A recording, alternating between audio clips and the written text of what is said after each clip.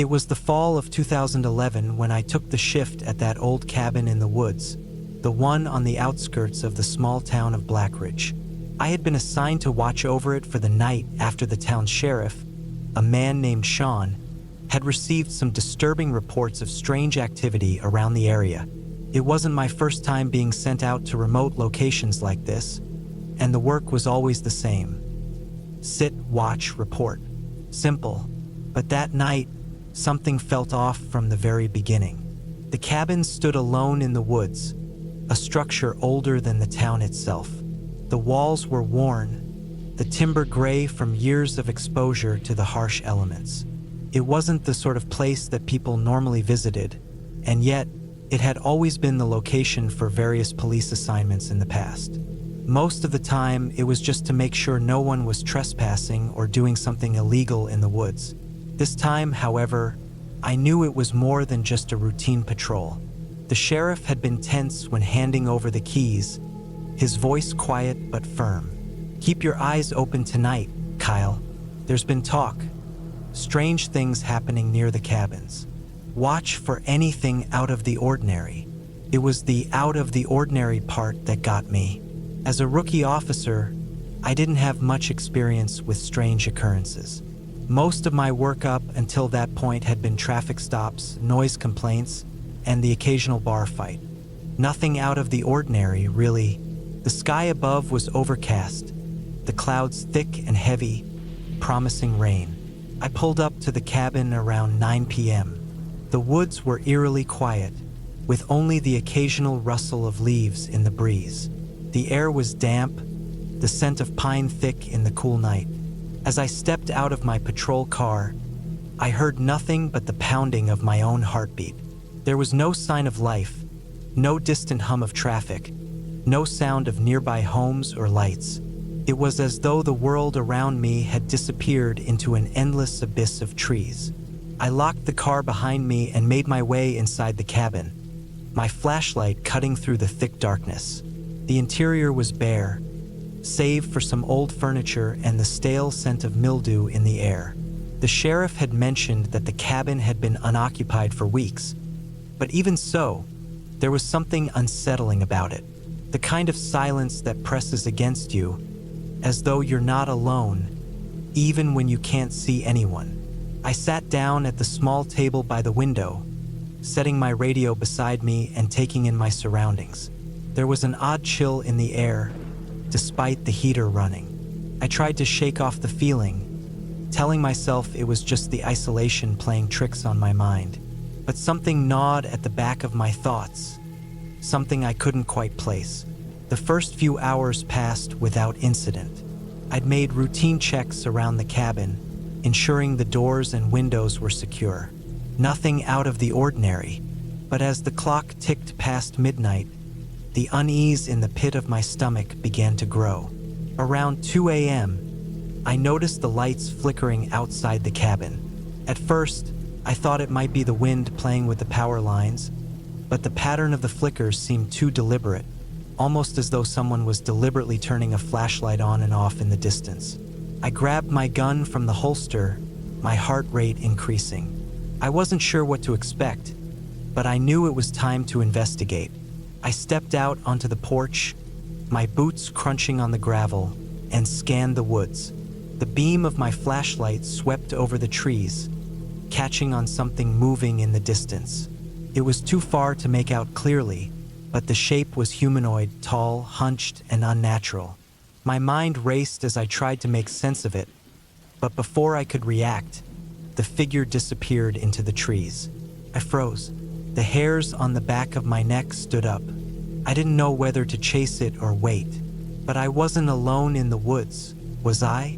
I had been sent here because of strange reports, things that didn't make sense. And now, standing on the edge of the porch with the wind whipping around me, I felt the weight of that responsibility. I reached for the radio on the table inside, my hand trembling slightly.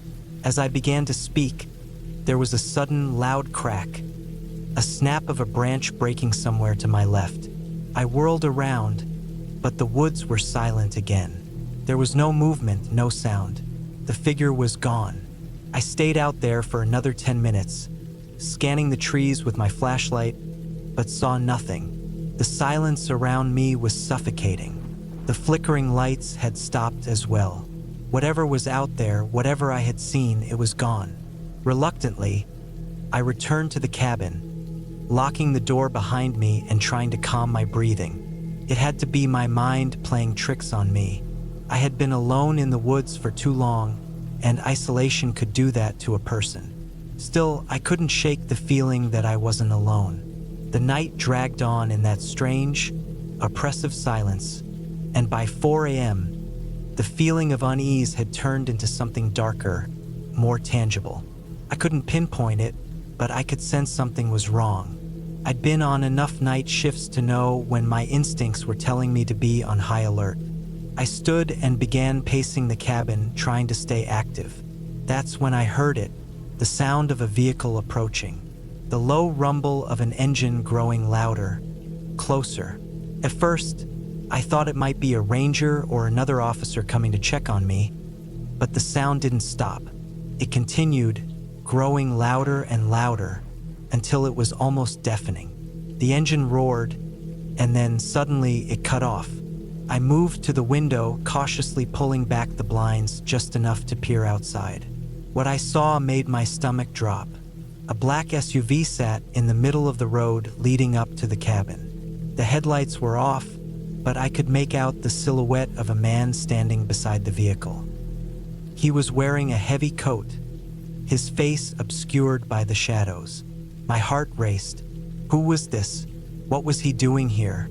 The man remained still for what felt like an eternity, and just as I was about to call for backup, he started moving toward the cabin. My hand instinctively went to my gun, and I slowly backed away from the window.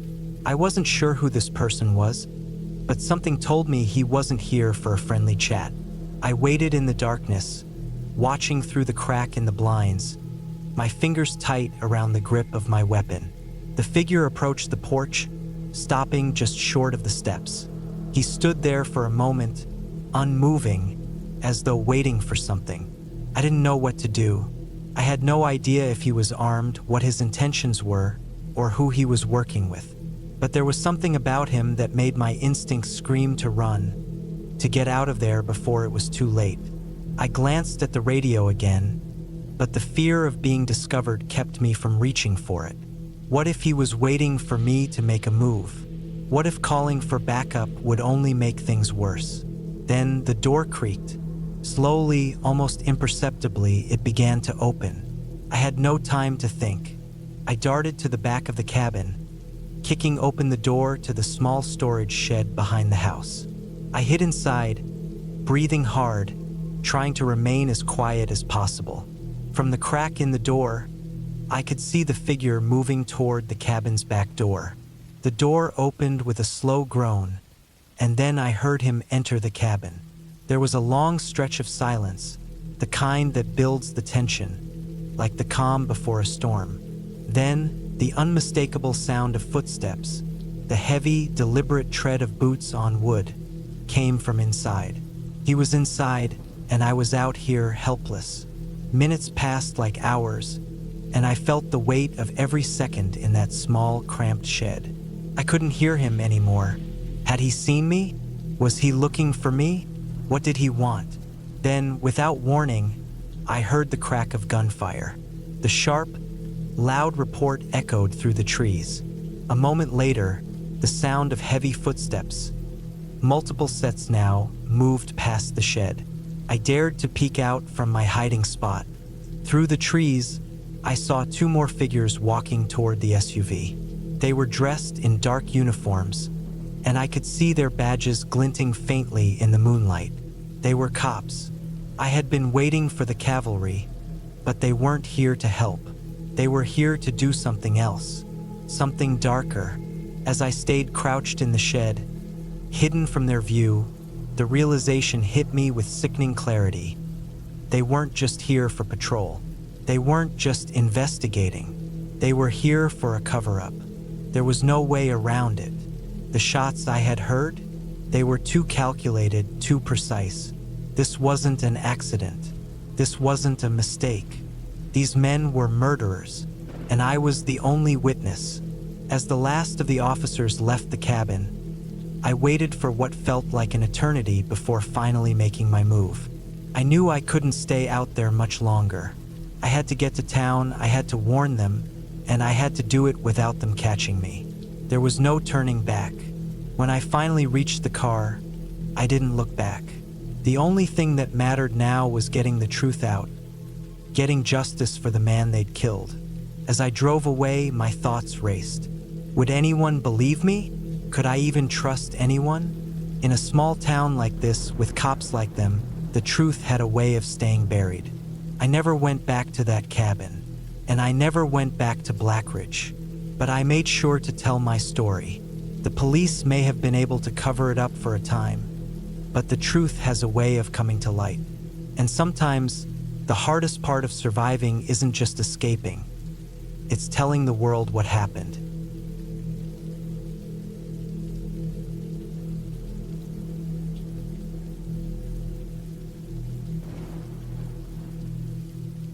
It had been 2 years since my ex-wife, Sarah, and I split up. The end of our marriage had been hard, and even though time had passed, there were still things about her that lingered in my mind. Her cabin, tucked away in the dense woods on the outskirts of town, was one of those things. It was the place we used to go to escape. A small, modest structure with peeling wood on the outside, a cracked chimney, and a creaky porch. Nothing special, really, but for some reason, it still held a certain weight for me.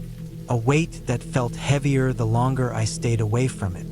I wasn't planning on going to the cabin, not for a long time, but then, something in me snapped one evening. I was driving home after a late shift, the headlights of my car illuminating the winding road ahead of me, the soft hum of the engine filling the silence of the night. I hadn't planned on taking the road that led past her place, but as I turned onto the familiar path, I felt a strange pull to it, as if the place itself was calling me back. The drive was quiet, and the night was oddly still. The trees loomed darkly on either side of the road, their thick branches blocking out most of the stars. I could barely make out the shape of the cabin in the distance, hidden behind the ever-growing thicket of trees. The closer I got, the more the place seemed to pull at me. I slowed down as I reached the turnoff for the cabin's driveway, the gravel crunching under my tires. The trees here were thick, casting long, dark shadows that seemed to stretch out like arms, reaching for the road. I parked the car at the end of the gravel path, staring at the cabin in front of me. It looked different now, though I couldn't quite place why. Maybe it was the way the windows were dark, the porch light burned out, or maybe it was the way the wind moved through the trees around it, making the whole scene feel eerie, like it didn't quite belong in the world. I got out of the car, my boots crunching on the gravel as I walked toward the front door. I'd been here countless times before, but tonight felt different. The air was thick with tension, the kind that makes you uneasy for no good reason. Maybe it was because I hadn't been here in so long. Maybe it was because I hadn't seen Sarah in even longer. Or maybe it was just the weight of memories that seemed to hang in the air like a fog. The front door creaked open as I pushed it, and I stepped inside, immediately hit by the familiar smell of wood, dust, and the faint scent of burnt coffee. The floorboards groaned under my weight, and I shivered slightly. The inside was just as it had always been, old, with mismatched furniture and old rugs scattered on the wooden floor. The kitchen was to the right, the old fridge humming quietly in the corner. I wasn't sure why I came back. Maybe I was hoping for some sort of closure, or maybe I just needed to see it one last time. I walked over to the window, pulling back the worn curtains. The forest outside was still. No movement, no animals, just the whisper of wind through the trees. It felt almost like the whole world had been swallowed by this place, like it was sealed off from the rest of reality. The silence was overwhelming. I walked into the living room, where an old armchair sat in the corner by the fireplace. The fireplace hadn't been used in years, but the remnants of a fire still sat in the grate, cold and forgotten. I sat in the armchair, staring at the darkened room. For some reason, it felt like Sarah was still here, even though she hadn't been in this cabin for over a year. I could almost hear her laughter, could almost picture her sitting on the couch, legs tucked under her, smiling as she read her book. I could feel the weight of her absence in the stillness of the room, like a shadow that followed me no matter where I went. I stood up, my legs stiff, and walked toward the back door, the one that led out to the small porch. The screen door groaned as I pushed it open, and I stepped out into the cool night air. The woods surrounding the cabin were thick, the trees towering above me like silent sentinels. The only sound was the rustling of leaves and the occasional creak of a branch as the wind pushed through the trees. I stood there for a moment, letting the chill of the air wash over me, trying to clear my head. But then I noticed something that made my stomach drop. A figure. At the edge of the woods, just beyond the tree line, I saw something moving. It was too dark to make out clearly, but it was there, a shape that seemed out of place. My heart started pounding. I told myself it was just an animal, a deer or something, but there was something off about it. The way it moved, slow and deliberate, didn't feel like any animal I knew. It didn't feel right. I stayed still, watching, trying to convince myself I was imagining it. But then, as if to prove me wrong, the figure moved again, this time closer. I could make out the shape more clearly now, a man. A tall figure, clothed in dark clothing, standing motionless just at the edge of the tree line.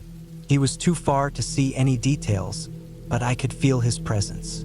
The air seemed to thicken around him. I didn't know what to do. The rational part of my brain told me it was probably nothing. Just some guy wandering through the woods, or maybe someone who had gotten lost. But deep down, a part of me felt a sinking dread in my gut. I wasn't sure why, but I felt like this man didn't belong here. I stepped back toward the door, slowly and quietly. But as I did, a twig snapped under my foot. The man's head whipped around, his eyes glowing faintly in the dim light, catching the reflection of the moon. I froze, and my breath caught in my throat. I didn't move, not a muscle, but I could feel his gaze on me, even from that distance. For a long moment, neither of us moved. Then, without warning, the figure turned and disappeared into the trees, vanishing as quickly as he had appeared. I stood there, my body stiff with tension, my heart racing. I didn't know whether to go inside and lock the door or to leave, but I couldn't do either. My feet were glued to the ground, as though some invisible force had pinned me to this spot. After what felt like hours, I took a deep breath and forced myself to move. Slowly, cautiously, I backed into the cabin, making sure to keep my eyes on the spot where the figure had been.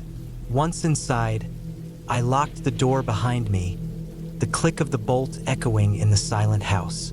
I stood there in the dark, my mind racing, trying to make sense of what had just happened. The man, if that's what he was, hadn't seemed aggressive, but something about him had felt wrong, out of place, and that feeling didn't go away. I didn't know how long I sat there, staring into the empty room.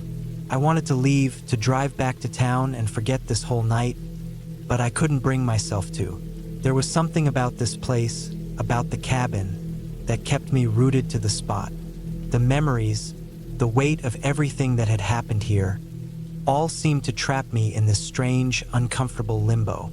And then, just as I was about to give in to the panic building in my chest, I heard something. A noise, soft at first, almost like a whisper, came from the kitchen. I wasn't sure if I had heard it at all, or if it was just my mind playing tricks on me. But the longer I sat there, the more it seemed real. The sound grew louder, more distinct. A scraping, almost like metal against wood. Without thinking, I grabbed the nearest thing I could find, a heavy, iron fireplace poker, and crept toward the kitchen. My hand was trembling as I reached for the doorframe, my eyes darting around the dark space, looking for any sign of movement. Nothing. The kitchen was empty. No one was there. But then I noticed something on the floor, a trail of mud leading from the door to the back porch. It was faint, barely visible in the dim light, but it was there. Someone had been inside. My heart stopped. The figure in the woods, the noises in the cabin, everything clicked into place. Someone had been here. Someone had been watching me. I didn't waste another second. I grabbed my keys and rushed to the door, unlocking it and stepping out into the cool night air. The woods were still, silent, but the fear in my chest remained.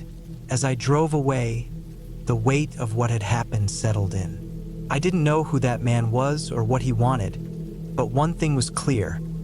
This cabin, this place that had once felt like home, was no longer safe. I wouldn't be coming back.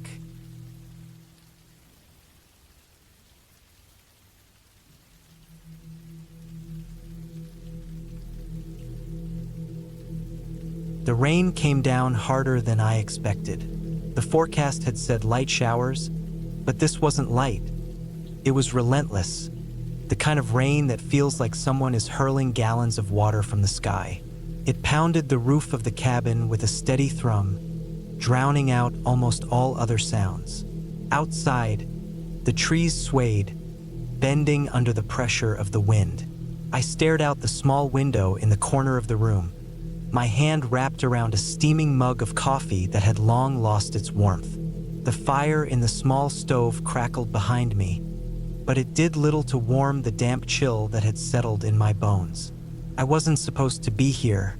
The cabin, tucked away in the dense woods of northern Minnesota, was meant to be a getaway, a quiet spot to clear my head and escape the noise of city life.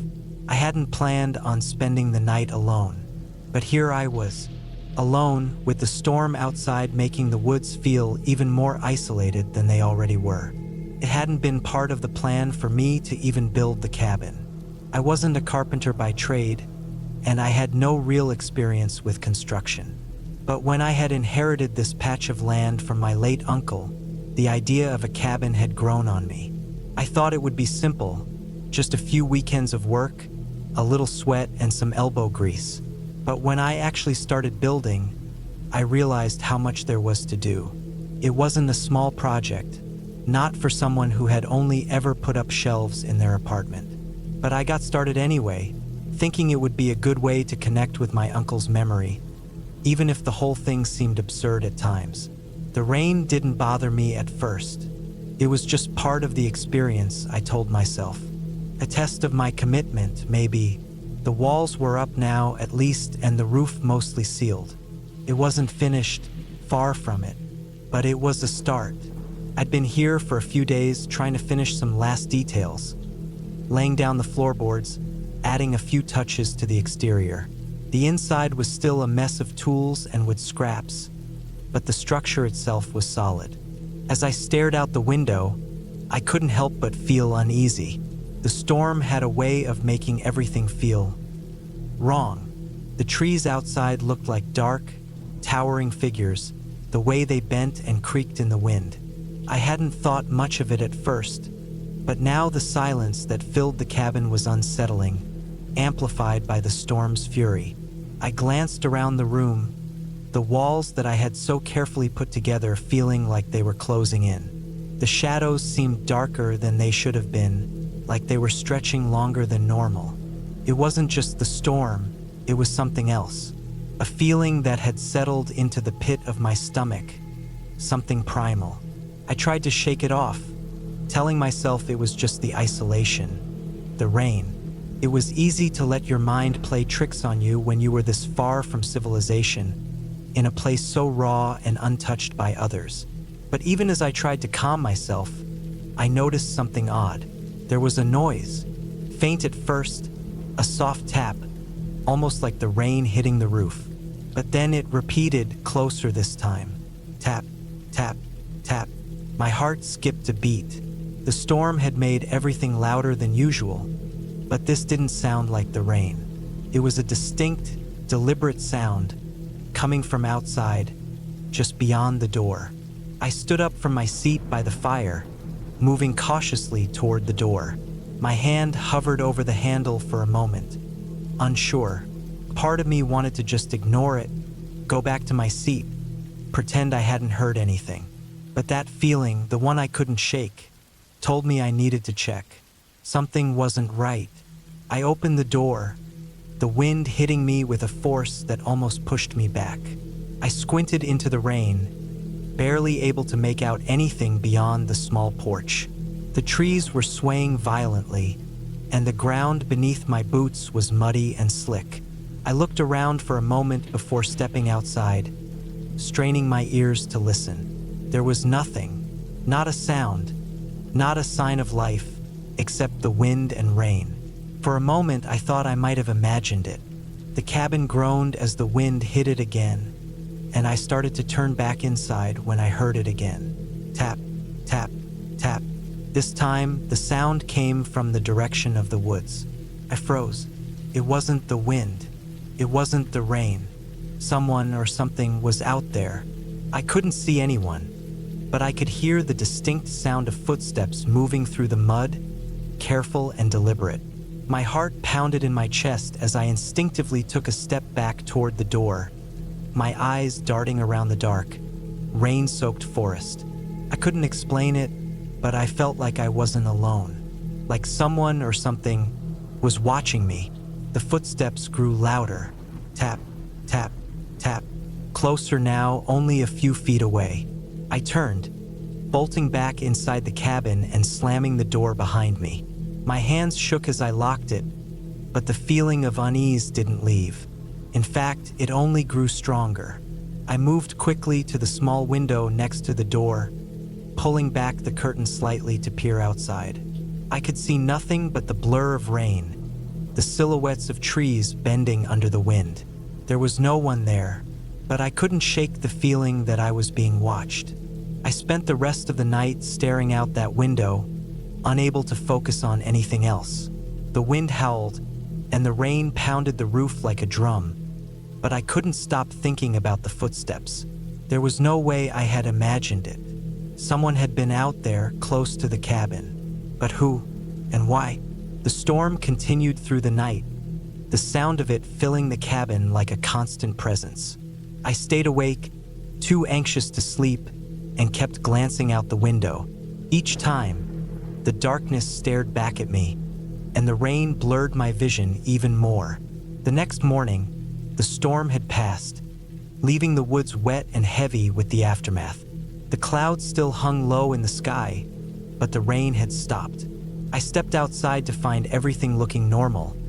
Wet, but normal. There was no sign of anyone, no footprints, no disturbances. But I knew what I had heard the night before.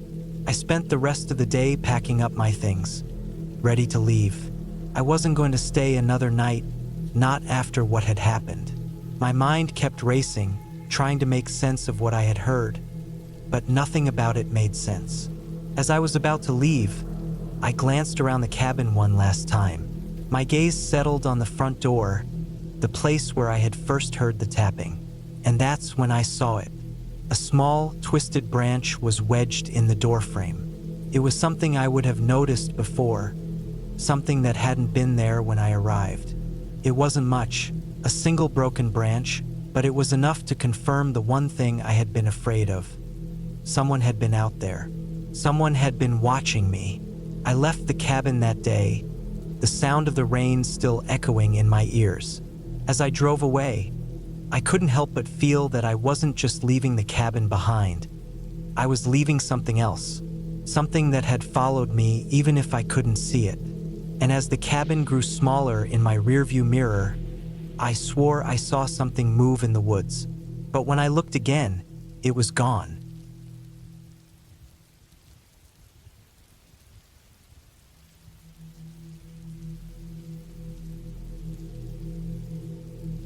I hadn't thought about the cabin in years. I figured it would have rotted back into the hills like everything else left to die in those woods. But sometimes the mind reaches for strange things when it's been left to wander too long. And in October of 2022, Mine latched onto that cabin like a dog with a bone. I was 35 then, living in a cramped second-floor apartment in Charleston, West Virginia. My job as a welder didn't leave much room for vacation, and when it did, I usually spent the time catching up on sleep or doing maintenance on my old Dodge Ram.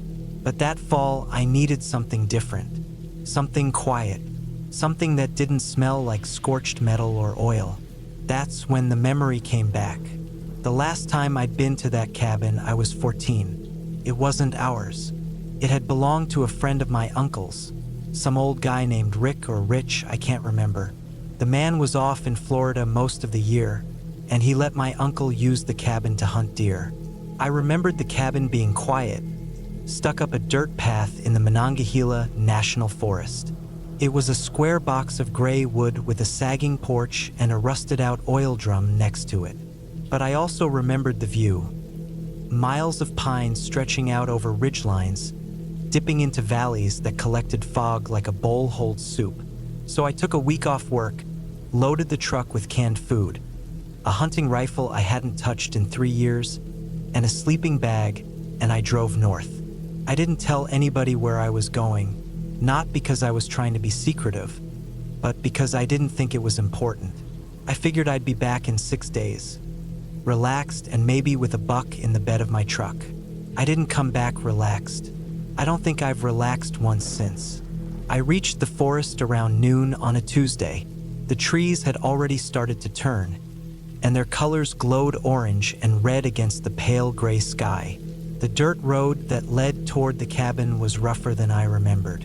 Branches scraped the sides of the truck. One tire dipped into a rut deep enough to jolt my head against the window. I drove slow and steady, trying not to think about how far I was from cell service. I didn't recognize the turnoff at first.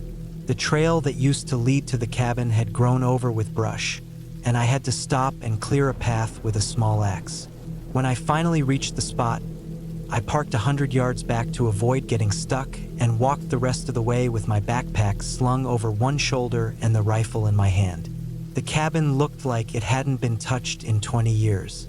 Moss grew up the sides of the logs, and the front steps had collapsed inward. The porch sagged so low I had to crouch to get under the awning without hitting my head. The door was swollen with moisture and groaned when I pushed it open. Inside, it smelled like mold and mouse droppings. I could see where raccoons had torn into the old cushions and dragged insulation from the walls. Still, the roof was mostly intact.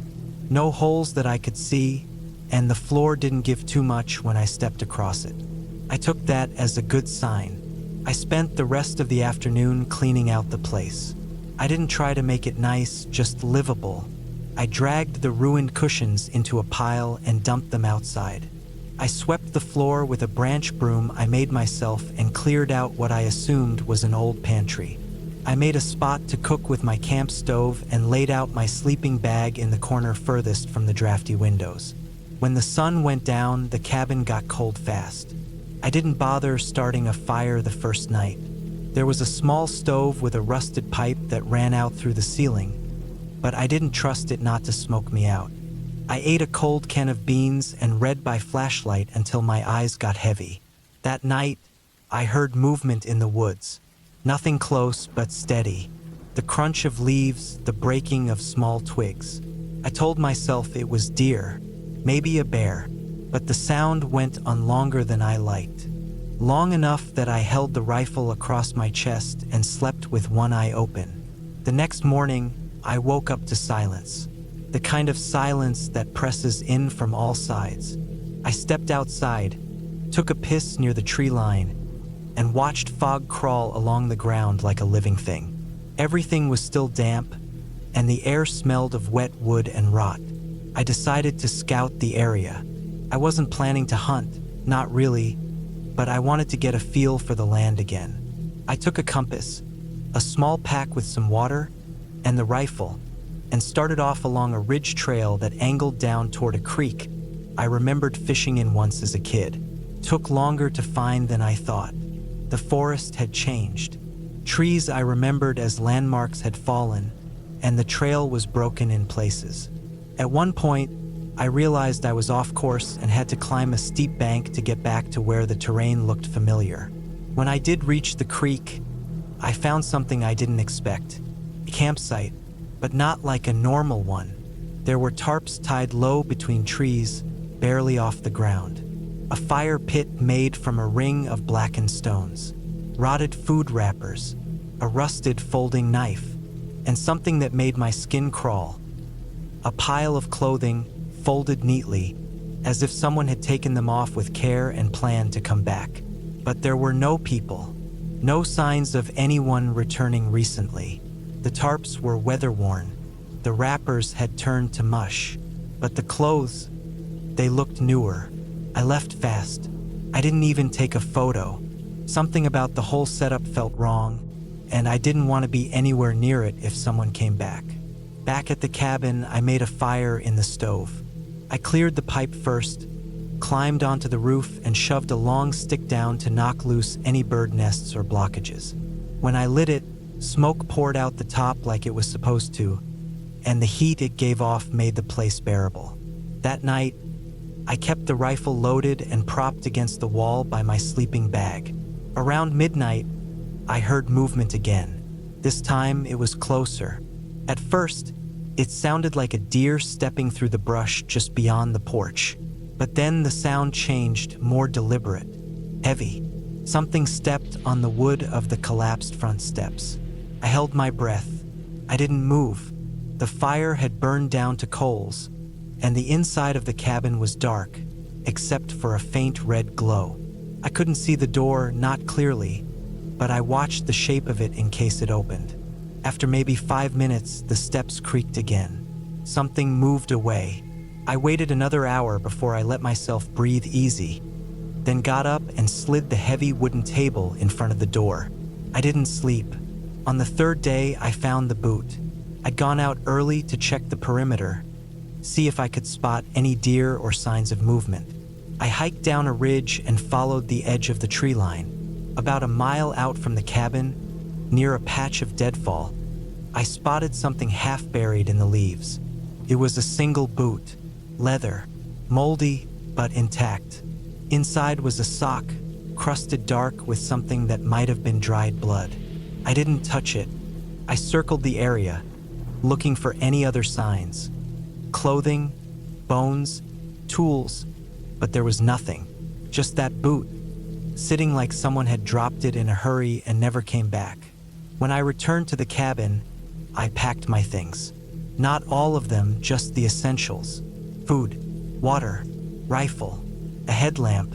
I left the sleeping bag in the corner, still unrolled. That night, I slept in the truck.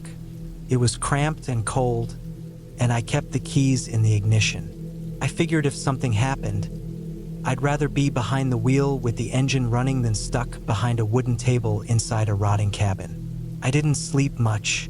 Around 2 a.m., I heard something move through the brush near the tailgate.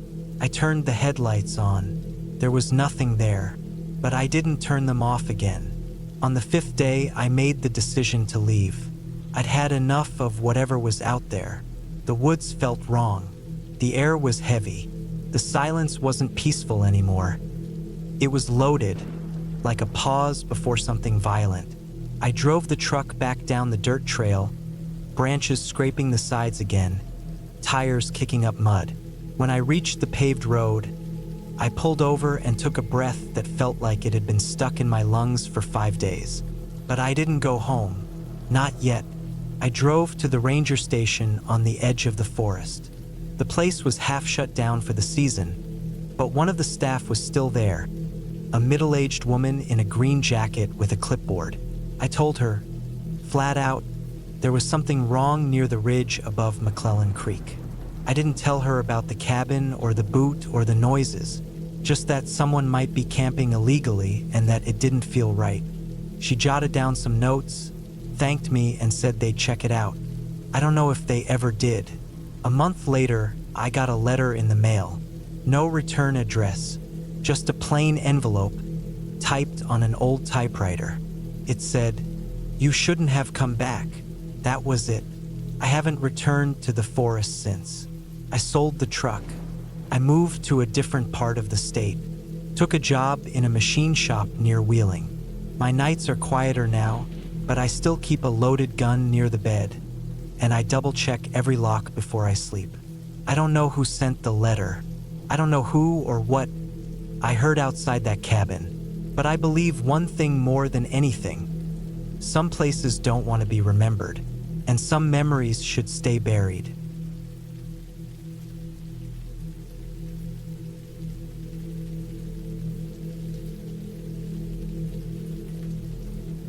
I was 33 when it happened. It was late October of 2008. I had been working construction jobs off and on after I got laid off from a steel plant outside Pueblo. Work had been drying up that year, and I was starting to get a little desperate. I had some money saved up, but not enough to coast through the winter. A guy I knew from a framing crew gave me a lead on a short-term job, 2 weeks of cleanup and basic repairs at a private hunting cabin up in the San Juan Mountains, near a small place called Del Norte. The owner lived in Texas and only came up a couple times a year. He needed someone to patch up the roof, reinforce the back deck, clear out fallen trees, and do general maintenance before the first big snow hit. The pay wasn't great, but the job included a supply of food, gas money, and the cabin had a working wood stove, running water from a gravity-fed tank, and a small generator. I figured I'd use it as a chance to regroup, get out of the city for a bit, and maybe line up something steadier while I was up there. I borrowed my cousin's old Chevy Suburban, loaded up a few tools, clothes, and some extra fuel. I reached the cabin after about 6 hours of driving. It sat deep in the forest, way off the paved roads, about 20 miles from Del Norte. The place was rough but solid, 2 stories, dark wood siding, a sloped tin roof, and a small porch facing a narrow clearing. Behind it, nothing but dense forest and rising hills. There was an old shed maybe 50 yards away, falling apart and half swallowed by weeds. I had spotty cell service the first night, enough to send a text letting my cousin know I'd made it up okay. After that, nothing. No signal. I didn't care too much. I was used to being alone, and I actually liked the quiet. I got started early the next morning, fixing loose shingles, hauling brush, checking the integrity of the roof trusses. Hard work, but it kept me warm. The first 3 days were normal. Cold air, frost on the windows in the morning, the occasional deer in the brush. I saw some old bear scat near the tree line, but no signs of anything fresh. There was a trail that looped out behind the cabin into the woods, narrow and rocky, probably used for snowmobiles in winter. I followed it on foot once just to get a feel for the area. It was quiet out there, a little too quiet. No birdsong, no wind most days. Just trees that creaked when the air moved, like they were groaning in their sleep. Things started to feel off on the 4th night. It was about 2 in the morning. I had the wood stove burning low and was trying to sleep upstairs in the loft. There was no power unless I ran the generator, so I was using an old camping lantern to move around at night. I woke up suddenly, not because of a sound, but because of the absence of one. It felt like something had pressed down on the air itself. That strange pressure you get right before a thunderstorm, only heavier. I sat up and listened. Nothing. No crecs, no groans. Just the soft crackle from the stove and my own breathing. Then I heard it. A low sound. Not footsteps. Not quite. More like movement. A dragging noise, slow and inconsistent. Came from outside, near the back of the cabin. I eased out of bed and crept to the small loft window. The glass was fogged from the inside, so I wiped it with my sleeve and stared out. The moon was bright that night. The clearing was lit up in a pale glow. I could see the shed and the edge of the tree line, but no movement. I strained my eyes, letting them adjust, and I spotted something by the edge of the woods. It was low to the ground, almost like it was crouched. I thought maybe it was a bear at first, but the shape was all wrong. Thin, with long limbs bent at odd angles. I couldn't make out a face or any real details, just the silhouette. It was watching the cabin. I felt that instinctive pressure in my gut, the kind that tells you when something is very wrong, even if your brain hasn't caught up. I backed away from the window slowly, grabbed my flashlight, and turned it on. I pointed it out the window and flicked it on and off a few times, just testing. When the beam hit the clearing, the thing was gone. No noise. No motion. Just gone. I didn't sleep the rest of that night. In the morning, I went out and checked around the back of the cabin. The ground was cold and hard, covered with old leaves and pine needles. I didn't see any tracks, but I wasn't expecting to. Whatever it was, it hadn't gotten close to the building. I convinced myself it was a deer, maybe with a leg injury, moving strangely. The mountains are full of weird animals, and sometimes you catch them in odd positions. I knew that, but it didn't explain the feeling I had, like it had seen me. That day, I worked on reinforcing the deck. The sun was out, and for a while I felt okay. I kept telling myself I'd imagined it, that I was just tired. That night, it came back. I didn't see it this time, but I heard it. Around 1 a.m., the dragging noise started again. But now it was slower, more deliberate, like it wanted me to hear. It circled the cabin twice, pausing near the windows. I didn't move. I just laid there in the loft with the stove embers dying, holding my breath. Then it started making a noise, a clicking like two rocks being tapped together. Not fast, not random, a steady rhythm. For clicks, then silence. For more, silence. Kept going for what felt like an hour. Couldn't take it. I finally got up, grabbed the rifle from the wall downstairs, an old Remington .270 the owner kept in the cabin, and I sat by the door until morning, staring at the window. The clicks stopped just before sunrise. I thought about leaving. I thought about packing up and driving back to Pueblo. But I didn't. Maybe I was stubborn. Maybe I didn't want to admit how rattled I was. Maybe I just needed the money that badly. I told myself it was just some mountain animal messing with me. Something wounded or rabid. Something real. The sixth night was the worst. Started the same way. Silence, then movement. Then the clicking, but this time it was closer. Right outside the wall. I could hear its joints pop, like old wood bending. Then I heard breathing. Shallow, ragged, human-like, but not quite. Too fast, too dry. I didn't turn on a light. I didn't make a sound. I sat there on the floor, holding the rifle, heart pounding in my throat. Then it tried the door. Just one rattle. Not hard, just enough to let me know it was there. The handle clicked, and the latch shifted under the tension. I had bolted it from the inside earlier, so it didn't open. After that, silence. When daylight came, I found the door smeared with mud. Long streaks like someone had dragged dirty fingers across it. No footprints again, just those long, smudged marks. I spent the 7th day boarding up the windows and checking every wall and corner of the cabin. I didn't leave the clearing. I didn't go to the shed. I didn't follow the trail. That night, I ran the generator just long enough to charge my flashlight and phone. No signal still. I left the lantern on. I sat in the loft all night and waited. The thing didn't come back, but I saw something new in the morning. Tracks. Finally, out past the clearing, maybe 30 feet beyond the tree line. I found them. They were human-looking, but wrong. Barefoot, narrow, with long toes that ended in deep impressions, like claws. Some of the steps were spaced too far apart for a normal person, like it had moved by loping or leaping. There was a pattern. It circled the clearing, then backtracked, then stopped behind the shed. I walked out to it, slowly, heart thumping. The shed door was hanging open, barely on its hinges. I hadn't touched it in days. Inside, something had made a nest. Old pine needles, broken branches, deer bones, and a smell sour and wet, like meat left in the sun. I saw more smudges along the back wall, more of those long, dirty streaks. That was when I decided to leave. I packed everything. I didn't care about the contract or the rest of the money. I just wanted out.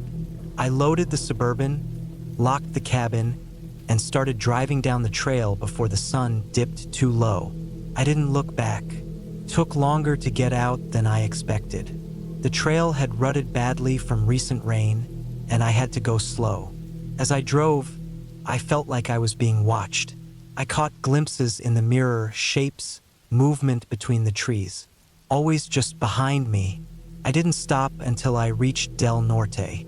I filled up at the gas station, went into town, and found a payphone to call my cousin. I stayed in a motel that night with the lights on. I didn't tell anyone the full story for years. The owner of the cabin emailed me once, asking why I left early. I never answered.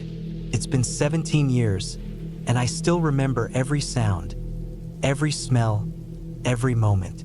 I've never gone back to that part of Colorado. I've done a lot of thinking since then, about what I saw, about what I felt. Some people use the word skinwalker when they talk about the old Navajo stories, about things that wear the skin of animals or people. But I don't use that word. I don't know what I saw. I don't need a name for it. It was real.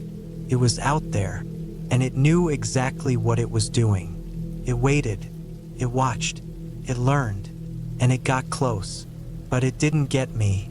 I left before it could, and that's the only reason I'm still here.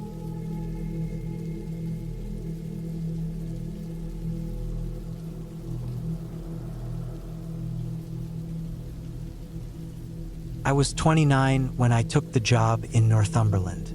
It was late autumn, October 2018, and the weather up there had already started to bite. I'd been living in Leeds, working in landscaping, and things had dried up for the season. A friend of mine who used to work in forestry up north said his old boss needed someone to help clear out a disused site, a cabin that had once been used by tree surveyors and local rangers.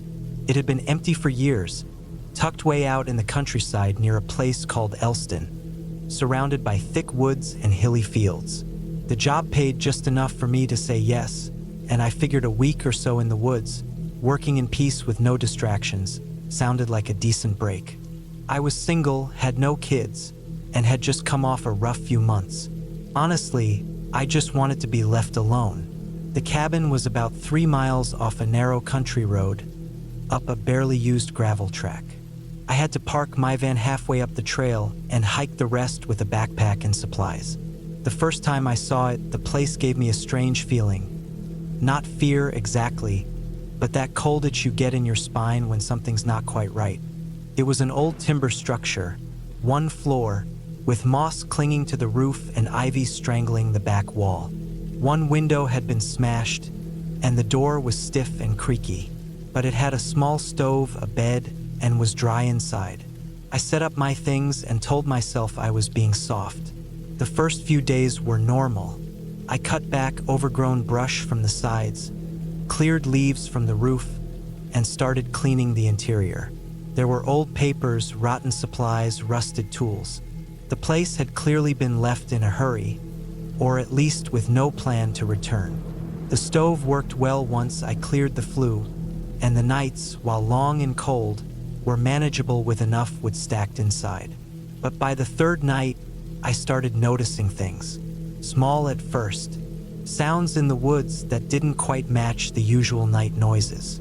Twigs breaking too close to the cabin. The sense that someone had been walking near the tree line. On the fourth morning, I found prints in the mud just outside the front steps. Not boot prints, bare feet. They were small, too small for a man, and deep enough to show whoever made them had been standing there a while. Just standing, facing the cabin.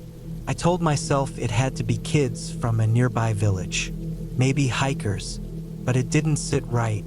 There was nothing nearby for miles. I hadn't seen a single person since arriving. No signs of other vehicles, no wrappers or cigarette butts, just those bare prints, still visible in the cold morning light. That night, I barely slept. The wind picked up and the trees creaked like they were speaking to each other. Around midnight, I thought I heard the cabin door rattle, just once. I got up and checked it, but it was shut tight. I looked through the small window and saw nothing but the black forest and my own faint reflection. I went back to bed, but the feeling didn't leave me.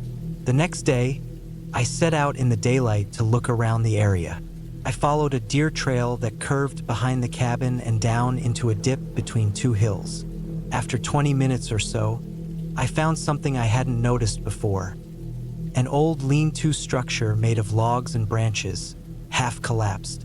Inside were signs that someone had been there. Burnt sticks, a piece of cloth that looked like it had been torn from a coat, and some bones. Small ones, maybe from a rabbit or bird. I didn't touch anything, just stared at it. It was recent, not years old. Maybe weeks. I felt watched, like whatever had made that lean-to was still nearby. I walked back faster than I'd meant to. The cold seemed sharper than usual, like the air was trying to dig into my chest. I didn't go far after that. I stayed close to the cabin, working half-heartedly at little chores to distract myself. I told myself I was being stupid, that people camp in the woods all the time, but my stomach stayed tight all day. That evening, just as the sky turned purple and blue, I was stacking the last of the wood when I saw her. She was standing at the edge of the woods, barely visible in the low light. She wasn't moving, just standing there facing me. I didn't hear her arrive. She had on a long, torn coat that looked almost gray in the dusk, and her hair was dark and tangled, falling over her face. From the distance, I couldn't see her features clearly, but I knew she was looking at me. I froze, heart hammering in my chest. I didn't move, didn't call out. She didn't wave or speak. She just stood there for what must have been a full minute, then turned and walked back into the trees without a sound. I stayed outside a few more seconds, trying to convince myself I'd imagined it. But I hadn't. I couldn't work out how she'd gotten there without me hearing. No leaves rustled. No footsteps on the frozen ground.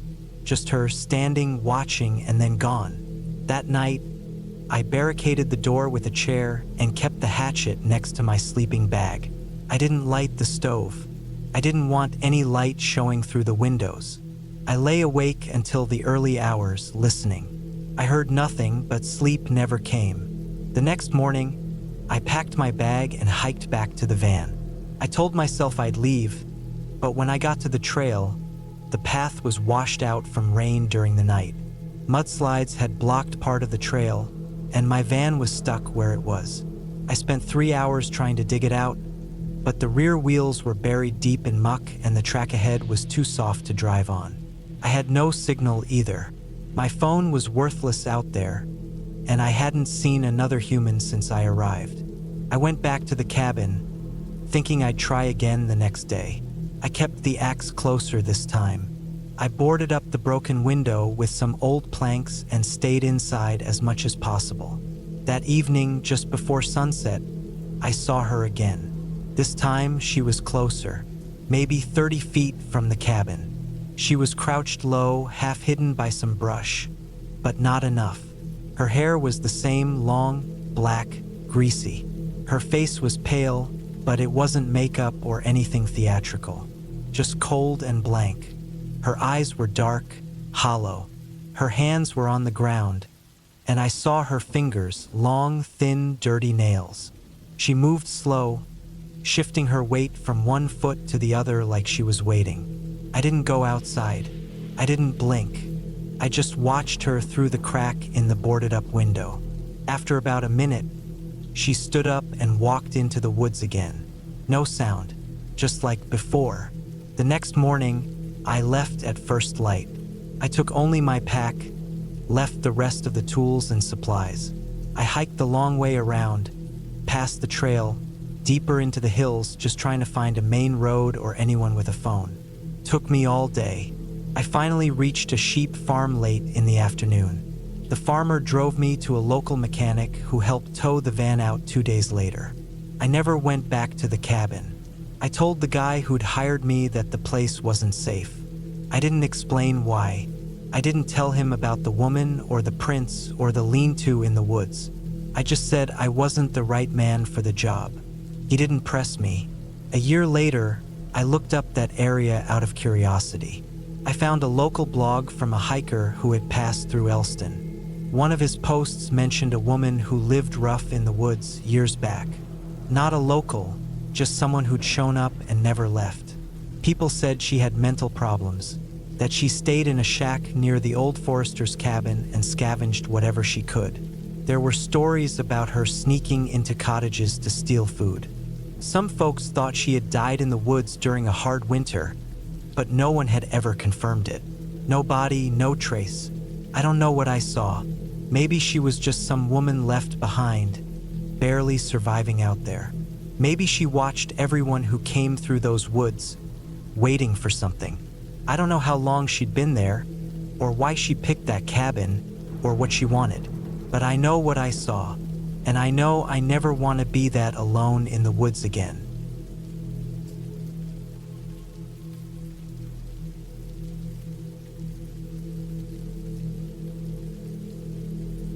It was the summer of 1994 when I got the call. I was 37 back then, living in a one-bedroom flat in Syracuse, New York. I was working part-time as a janitor at a community center and doing some odd handyman jobs on the side. My cousin Mike had passed away a few weeks earlier. We weren't close, hadn't seen each other in years, but his brother Darren tracked me down. Told me Mike left behind a cabin and asked if I wanted to check it out. Said there was no one else who'd want it. Apparently, Mike had bought this place a few years back in a remote part of West Virginia and just sort of disappeared there. I don't know why, but something about it made me say yes. I had nothing keeping me in town. No wife, no kids, no serious job. I figured I'd drive down, stay a few days, and see what kind of shape the place was in. If it was falling apart, maybe I'd just let it go. But if it had potential, maybe I could fix it up, sell it, or even live there. I packed up my old Chevy pickup and headed south. Took about 9 hours on the road. The cabin was just outside a little town called Mabin. You wouldn't know it unless you were looking for it. Population maybe 400, one gas station, a diner, and a post office. I asked an old guy at the gas station for directions, and he pointed me up a dirt road that twisted through thick woods and steep hills. The last few miles were rough. My tires kicked up gravel and dust, and tree branches scraped the sides of the truck. When I finally got there, I saw why Mike might have chosen this place. It was quiet, isolated. The cabin sat about 30 yards from a small graveyard that looked like it hadn't been touched in decades, maybe longer. The markers were thin stone slabs, moss-covered and half-sunken into the earth. Some were crooked, some were broken. I counted maybe 30 or 40 of them scattered across a clearing that looked like it hadn't seen a lawnmower in years. The cabin itself was one story, built of dark wood that had gone gray in places. The roof sagged a bit, but the structure looked solid. A small porch out front, one window on each side, and a door that stuck when I tried to open it. Inside, it was bare bones, just a kitchen, a small living room, and a bedroom. Dust was thick on everything. Spider webs stretched across the corners of the ceiling. The bed had a collapsed mattress on a rusted frame. Kitchen cabinets hung crooked, and a smell of mold hung in the air. But it wasn't falling down, not yet. I unloaded my gear and got to work. Cleaned out the place first, then checked the plumbing and electricity. There was no power, the wires had been chewed up by mice or squirrels. Water came from a well in the back, but the pump was busted. I spent a couple of days just making the place livable. I boiled water from the well and used a propane stove I'd brought with me to cook simple meals. On the third day, I decided to look around. That graveyard kept drawing my eyes. There was no fence around it, just tall grass and weeds. I walked through it slowly, hands in my pockets. Most of the stones were unreadable, but a few had faint dates, late 1800s, early 1900s. No names I recognized. I wondered if Mike ever cleaned it up or visited it. There was a narrow path on the far side, nearly hidden in the underbrush. I followed it for a bit, maybe 100 feet, and found it led to nothing. Just a patch of woods, quiet as a tomb. That night, something changed. I just finished eating beans from a can and stale bread when I heard something out back. Not loud, just a crunch, like someone stepping on dry leaves. I got up, walked to the window, and looked out. Nothing. I went to the back door and opened it, flashlight in hand. The beam cut through the dark but showed only trees and the edge of the well. I walked a slow circle around the cabin, but saw nothing. Maybe a deer, maybe wind. I wasn't used to the woods. I went back in and locked the doors. The next night it happened again. Same sound, same place. I checked again, this time with a hatchet tucked under my arm. Nothing, but I started feeling watched. That's when the unease began to creep in. I told myself it was just nerves. New place, isolated. But something felt off. Not just about the graveyard, but about the cabin itself. On the 5th night, I found something by the front door. An old glass jar filled with dirt, feathers, and what looked like a small animal bone.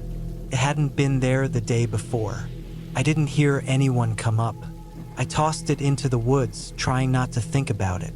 I started sleeping with the hatchet next to me. Every night I heard something outside. Sometimes footsteps, sometimes what sounded like low humming, far off. One night I found deep scratches on the back wall of the cabin. Long, wide grooves like something with claws had been there. But no bear had claws like that.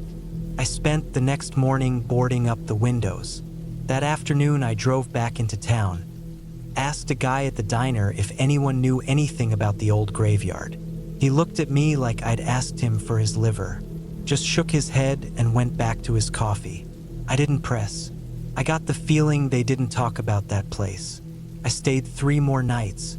I didn't sleep much. I kept hearing things moving around outside. I found more jars. One had teeth in it. Another had what looked like dried blood on the inside.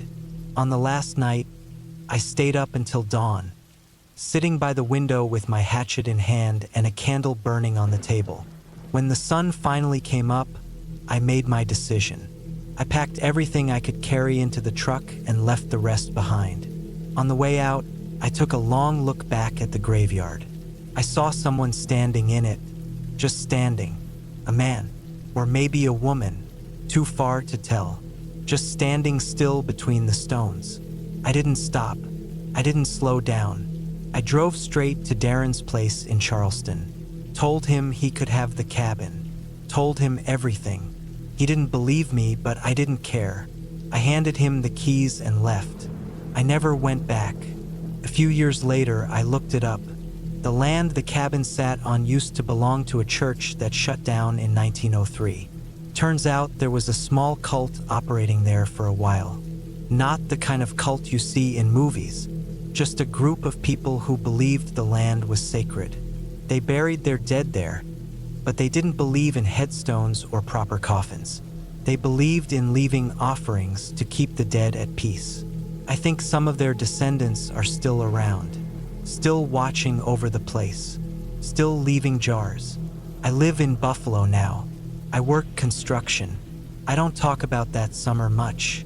People don't believe you when you tell them something bad happened, but you can't explain it. No ghosts, no monsters.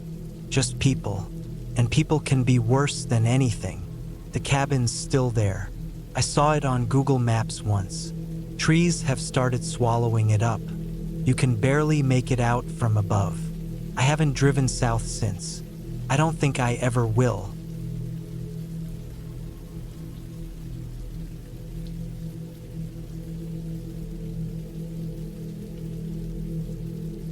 I was 34 the year I went back to my uncle's farm in rural Iowa. It was 2018, and I had just lost my job in Cedar Rapids. I'd been working for a drywall company for almost a decade, and the sudden cut felt like someone yanked the floor out from under me. Bills stacked up, and when the landlord started knocking too often, I knew I needed a reset. My Uncle Dave had passed the year before, and his place had been left sitting empty and quiet. No family had stepped up to deal with the property. I figured maybe if I went down there, fixed it up a bit, cleared the junk out, I could either sell it or live in it for a while until I figured out my next move. The farm sat out near a little town called Ackley, a place with a single gas station, a broken down bar, and not much else. The road there was gravel for the last few miles, and on either side of the road, the corn stretched out in perfect lines, tall and dry. I hadn't been to the place in nearly 15 years, not since I was a teenager. Even then, the cabin out back gave me the creeps. It wasn't where people stayed. It was more of a work shed, where Dave kept old tools, chainsaws, bales of fencing wire, and scrap wood. But it had a cot in one corner, a wood stove in another, and it had always smelled like rust and oil and dry straw. I got there in early October. The sun set faster than I remembered, and the cold came in quick. The farmhouse had power, but the inside was in bad shape. Water damage in the ceiling, animals had gotten in, mice droppings in the cupboards. The place would take weeks to make livable. So I cleaned out the cabin out back, set up the cot, and brought in a sleeping bag. I'd use the stove when I could, and when I couldn't, I'd wrap up and wear every layer I brought. For the first few days, it was quiet. I worked on clearing brush, mowed what I could with the old push mower, sorted through what was left in the house. Dave had been a hoarder. I found stacks of old newspapers, rusted cans, broken radios, deer skulls, bundles of barbed wire twisted together like nests. I left most of that alone. The nights were long. There was no Wi-Fi out there, barely any cell reception. So I had nothing to do but read old books I brought or stare at the ceiling of the shed. The only noise at night came from the wind moving through the cornfields, or the old beams creaking under the weight of age. By the fourth night, I started noticing things. It wasn't loud. It wasn't even strange at first. Just the feeling that something was off. I'd wake up and feel like someone had walked past the cabin window.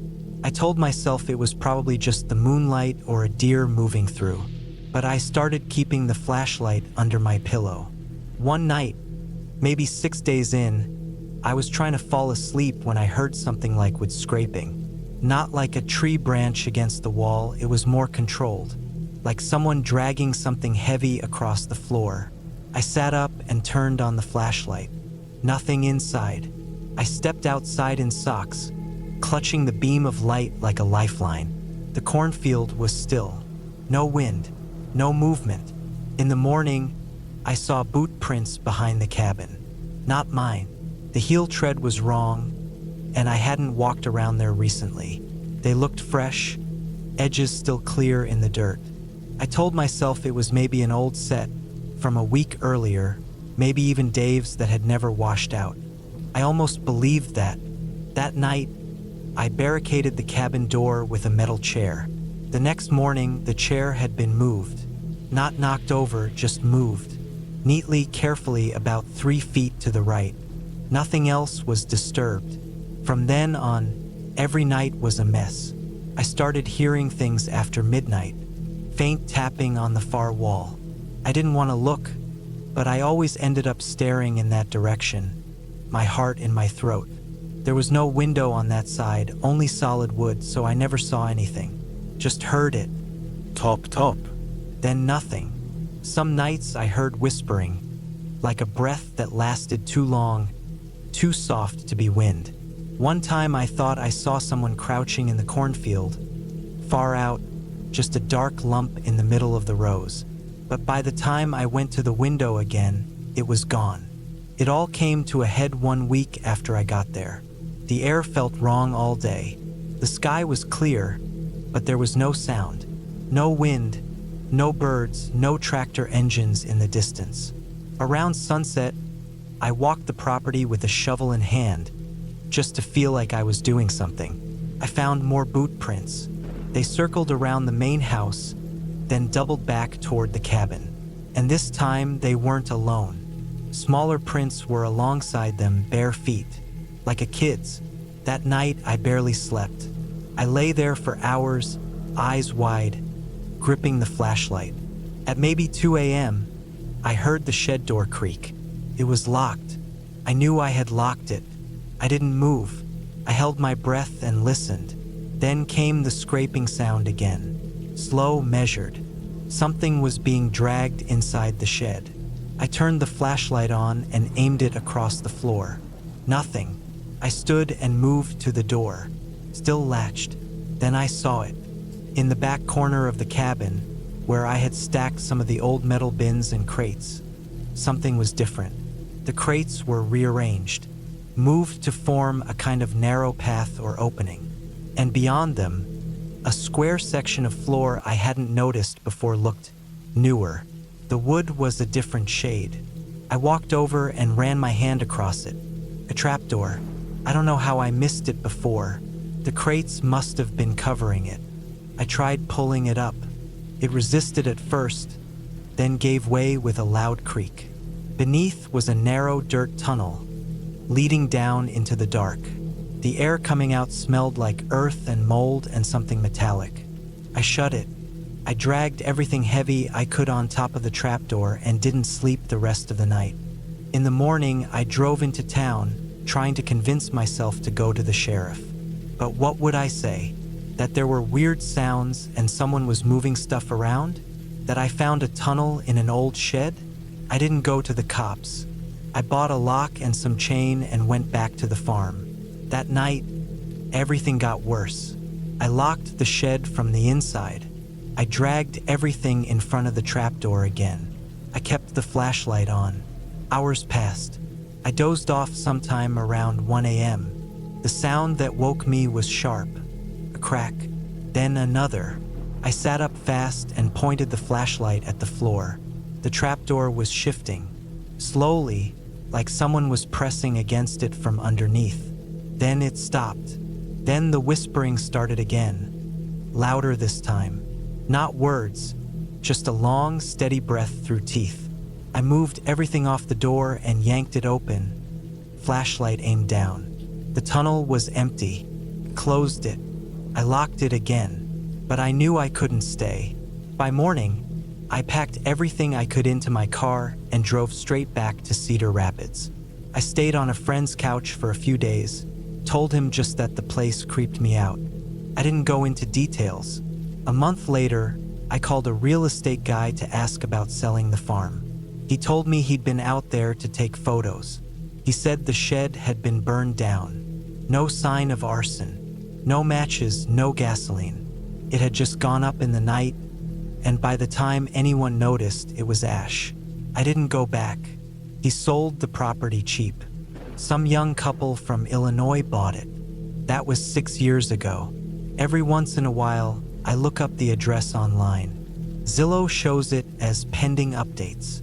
No new photos, no reviews, no sales history after 2019. I don't know what was under that trapdoor or why someone kept moving the crates to get to it.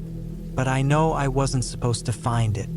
And I know I was lucky to get out before whatever was down there decided to come all the way up.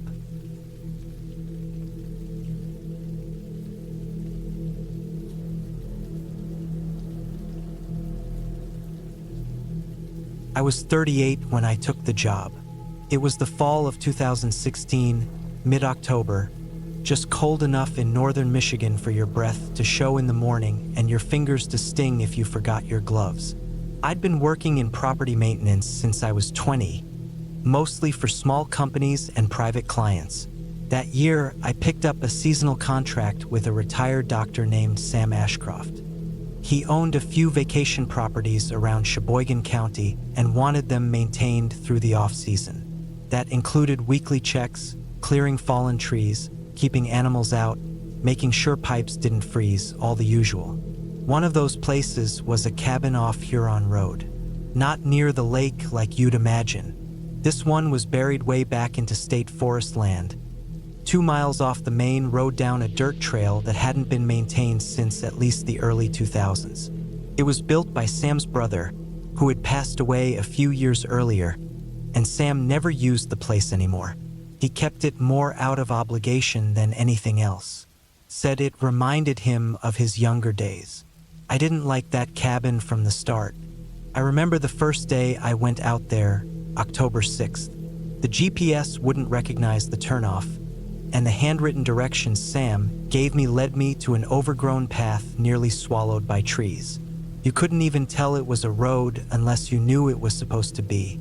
I had to back my truck in a quarter mile to turn around. After that, I parked on a gravel turnout and walked the rest of the way. Took me about 25 minutes on foot. The trail sloped downward most of the way, just enough to notice the change in temperature as I got deeper into the woods. You could feel it, especially in the pockets where the sun barely touched the ground. It got darker the closer I got, even in the middle of the afternoon. The cabin wasn't big, single-story, wood plank siding gone gray, roof half covered in moss, chimney made of fieldstone. A wooden porch sagged slightly in front. One side had a stack of rotted firewood, and the other was cluttered with an old lawn chair, some busted shovels, and a metal can full of cigarette butts. I figured those were the brothers. Sam didn't strike me as the type. Inside, it smelled like mildew and ash. One large room, one small bathroom, and a closet. A stone fireplace sat against the far wall. A rust-stained sink, a dusty gas stove, a moldy couch, and a rickety table with 2 chairs filled the space. I checked everything that first visit: water lines, windows, doors, roof, floor integrity. Nothing seemed structurally wrong, just neglected. But the whole time I was there, I had this, not even a feeling, really, just something off, like I wasn't alone. I chalked it up to being deep in the woods, alone in a rundown place with no cell reception. That can play tricks on you, especially when the light's fading and the wind picks up. The second time I went, a week later, I noticed a few strange things. First, the deadbolt was locked. I always locked the knob but left the deadbolt undone in case Sam ever wanted to come by without a key. But it was locked from the inside. That made me pause. I assumed I was just being forgetful. Maybe I'd locked it myself by habit. Second, there were boot prints on the porch. Fresh ones, not mine. The dirt was soft that week from a day of rain, and the prints were deep and pointed away from the cabin, as if someone had left recently. Again, I told myself it could have been a hunter or even Sam checking up. But inside, a cabinet door was open, just one. Not a big deal, except I was almost sure it had been closed before. And the smell was different too. Not stronger, different, like unwashed clothes or grease. That night, I sat in my truck for a long time after getting back to the main road, just thinking. I didn't mention it to anyone. The next few weeks were normal. I checked on the other cabins in Sam's list, all closer to town. Easy access, quick in and out. But every Thursday, I'd hike back to that cabin off Huron Road. Each time, something was just slightly different. One Thursday, the old lawn chair was gone. The next week, I found a crushed beer can behind the porch. Then I saw scratch marks on the inside of the front door, low down, like from a knife or screwdriver. Just little things. The time change hit in early November, and it started getting dark by 5. I hated going out there in the evening, so I tried to show up by 2. But one week, a snowstorm delayed my morning work, and I didn't make it to the cabin until nearly 4. The sky was already dim, that pale gray you get before snow, and the wind was up. That visit was different. First, the air inside was warm. Not warm like a fire had just gone out, but warmer than outside. I walked in and immediately noticed it. No drafts, no chill. It didn't make sense. The place had no electricity, no heat other than the fireplace, and the flue was shut. Still, it was several degrees warmer inside than outside. Second, there was food. On the table, someone had left a half-eaten can of beans, crusted and dried around the rim. A spoon still stuck in it. I stood in the doorway staring at it for a long time. That was the first moment I truly realized someone else was using the cabin. Not visiting, using it. The smell was stronger too. Body odor, old boots, damp wool. Someone had been living there, even if just a few days at a time. My heart was beating fast, and I backed out slowly. I didn't touch anything. I didn't want whoever was staying there to know I'd seen it. The hike out was awful. Every crack in the woods made me jump. Every squirrel scuttling under the brush set me on edge. I didn't run, but I walked as fast as I could. That night, I emailed Sam. I told him I thought maybe some vagrant or hunter had been squatting at the Huron cabin. I kept it vague. I didn't want to sound paranoid. He replied the next morning. "That's strange. I'll have a look next time I'm up that way." That was it. I didn't want to go back. But the job was the job. The next Thursday, I brought my brother-in-law's .38 revolver. I had a concealed carry permit, but I'd never needed to actually bring a weapon to work before. It felt like overkill, but I didn't leave it in the truck this time. I holstered it inside my jacket. The hike in was silent. No birds, no wind, just the crunch of frozen dirt underfoot. The door was unlocked. Inside, the table was cleared. The can was gone. The spoon was gone. The only new thing was a pile of wood next to the fireplace. Fresh split, stacked neatly. Too neatly. Someone was living there. Still, recently, maybe even that morning. I stood in the doorway for a long time, scanning the room, checking corners, checking shadows. The light was dim but clear. I couldn't hear anything but my own breathing. Then I noticed something that made my blood go cold. A pair of wool socks, wet, hung from a hook by the fireplace. They were dripping, not old, not crusted, fresh. I backed out of the cabin slowly, scanning the tree line now. I didn't go back inside. I locked the door and hiked out with my hand on the gun the whole way. When I got to the truck, there were 2 sets of boot prints leading into the woods across the road from where I parked. I hadn't seen them on the way in. They led into the trees. I didn't follow them. That night, I didn't sleep. I didn't tell anyone. What would I say? There might be some drifter living in an old cabin? Not exactly newsworthy. Not illegal either. Not if Sam hadn't posted it or secured it properly. Maybe it was a homeless guy. Maybe just a hunter too lazy to set up a tent. But it felt wrong. Too clean. Too deliberate. 3 days later, I went back on a Sunday. Not for work, just to see. I parked half a mile down the road this time and walked in from the side. Through the woods. I wanted to approach from an angle, stay hidden. The cabin was quiet. Smoke trickled from the chimney. Someone was inside. I crouched in the trees for what felt like forever, watching. I couldn't see through the windows. Curtains were up now, dark red ones. I hadn't seen those before. After 20 minutes, I left. I never got closer than 50 feet. That night, I called Sam. I told him flat out that someone was squatting in the Huron cabin and I wasn't comfortable going back. I told him I'd seen smoke from the chimney. I expected him to tell me to call the cops. He didn't. He said, "Leave it be. Don't go out there anymore." I asked if he'd been using it. He said no. That was it. I stopped checking that property. The other jobs kept me busy through December and into January. Then, in early February, I got a letter from the sheriff's office.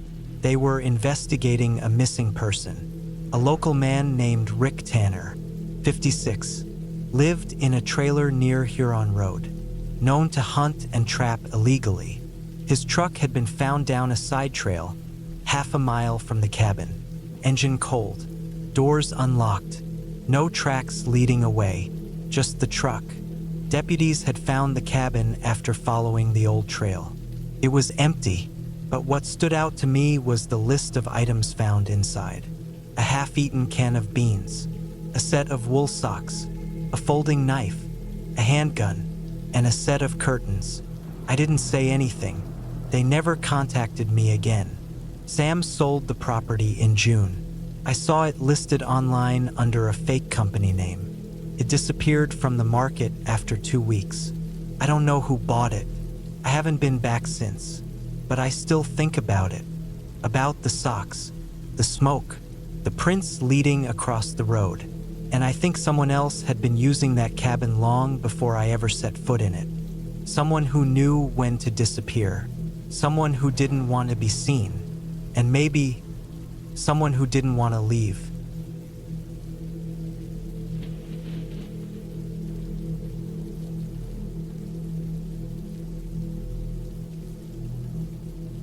I've always been someone who finds peace in the solitude of nature. The stillness of the woods, the crisp, clean air, the quiet whisper of the trees swaying with the wind. It's something I've always craved. So when the opportunity came up to spend a weekend at a secluded cabin, deep in the woods, I didn't hesitate to take it. Just me and my dog, Max. Max is an old lab mix, and though he's not as spry as he once was, his loyalty and protective nature still shine through. I've had him for years, and over time, we've become inseparable. This trip was meant to be a break from the noise of the world. No cell service, no distractions. Just the forest and the simple companionship of a good dog. I drove for what seemed like hours to get to the cabin, the road winding narrow and bumpy as I ventured further into the wilderness. By the time I finally arrived, the sun was beginning to dip below the horizon, casting long shadows through the trees. The cabin was tucked away, a small, rustic building with wooden logs for walls and a stone chimney rising into the sky. It looked like something straight out of a wilderness postcard, the kind of place where you'd expect to find peace and serenity. I unloaded the car, took a deep breath of the fresh air, and let Max out. He bounded ahead, his tail wagging enthusiastically as he explored the yard. It wasn't until I was inside, setting up the fireplace to keep warm, that I realized how quiet it was. There wasn't even the hum of distant traffic or the occasional bird call. Just silence.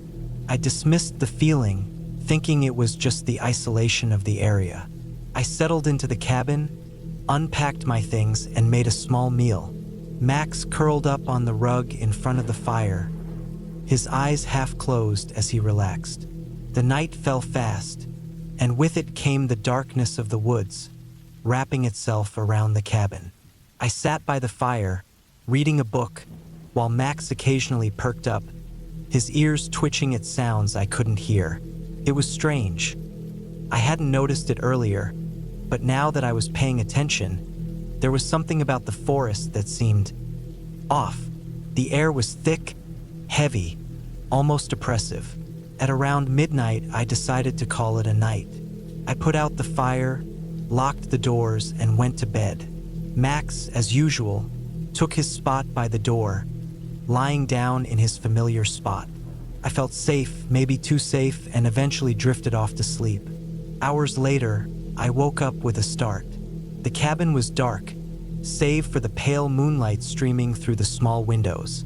For a moment, I wasn't sure why I had woken up, but then I heard it, a sound coming from outside. It wasn't the usual rustling of leaves or the occasional animal scurrying by. It was something different, something deliberate. I sat up in bed, my heart racing, listening intently. Max was still asleep on the floor, which I found odd. Usually he was alert to any strange noise, especially at night. But now he lay there, still as stone. The sound came again, a soft, dragging noise, followed by the faintest creak of a branch snapping in the distance. My skin crawled. I got out of bed quietly, trying not to wake Max, and made my way to the window. I peeked through the blinds, straining to see anything in the dark. There, in the distance, I thought I saw a figure. It was hard to make out in the dim light, but the shape was tall, thin, and it moved slowly, almost inhumanly so. I felt a chill spread through me, a cold sweat gathering at the back of my neck. What the hell? Who would be out there this late in the middle of nowhere? I hesitated, unsure of what to do. The sensible part of me wanted to chalk it up to my mind playing tricks on me. But deep down, I knew something wasn't right. I couldn't shake the feeling that I was being watched. I grabbed the flashlight, checked the locks on the doors, and tried to calm my nerves. I needed to get some sleep. Whatever it was outside, it would probably be gone by morning. I turned to Max, who was now awake, his body stiff and his eyes locked on the door. Max rarely acted this way. His ears were flattened against his head, and he growled low, a sound that sent another wave of unease through me. I tried to reassure him, but the growl only grew louder. Something was out there. After a few tense moments, I decided to step outside, just to check.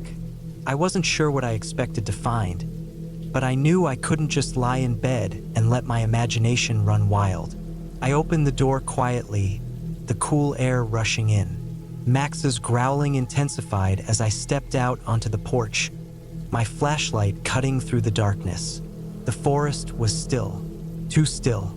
There wasn't even the usual chirping of crickets or the rustling of animals. The silence was almost suffocating.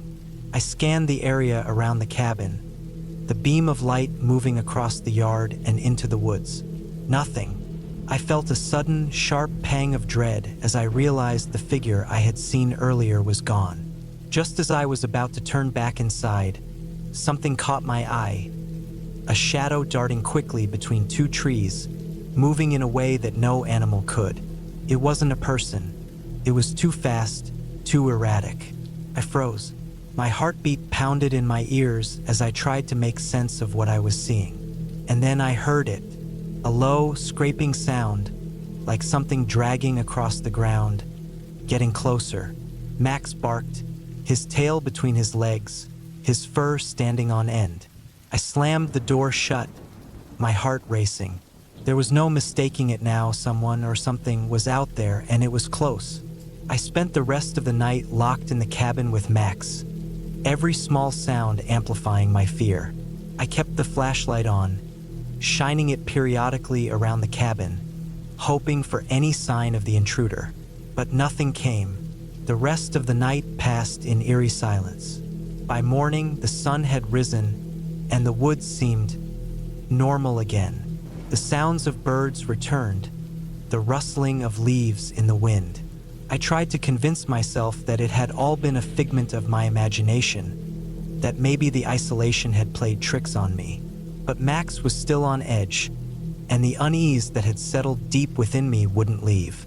The day passed uneventfully, but I couldn't shake the feeling that someone was watching. Every creak of the cabin, every rustling of the trees, sent my heart into a frenzy. By evening, I made the decision to leave. I wasn't sure what I was running from, but the feeling of being watched, of something lurking just beyond my reach, was too much to ignore. Max, ever the loyal companion, sensed my anxiety. As we packed up, he stayed close, his eyes darting around the yard, watching the trees like they might move. The drive out of the woods felt like the longest stretch of road I'd ever traveled. It wasn't until I reached the main highway, the familiar hum of civilization, that I allowed myself to take a deep breath. When I got home, I went through my things, trying to push the fear out of my mind. But it wasn't until I went to check my camera roll that I saw it. The picture I had taken earlier in the night, just after stepping outside. In the background, barely visible, was the shadowy figure I had seen earlier. It was real. The thought of going back to that cabin, I don't think I ever will. Max, at least, is safe. We both are. But that cabin? Still out there. And whatever was watching us that night, it's still out there too.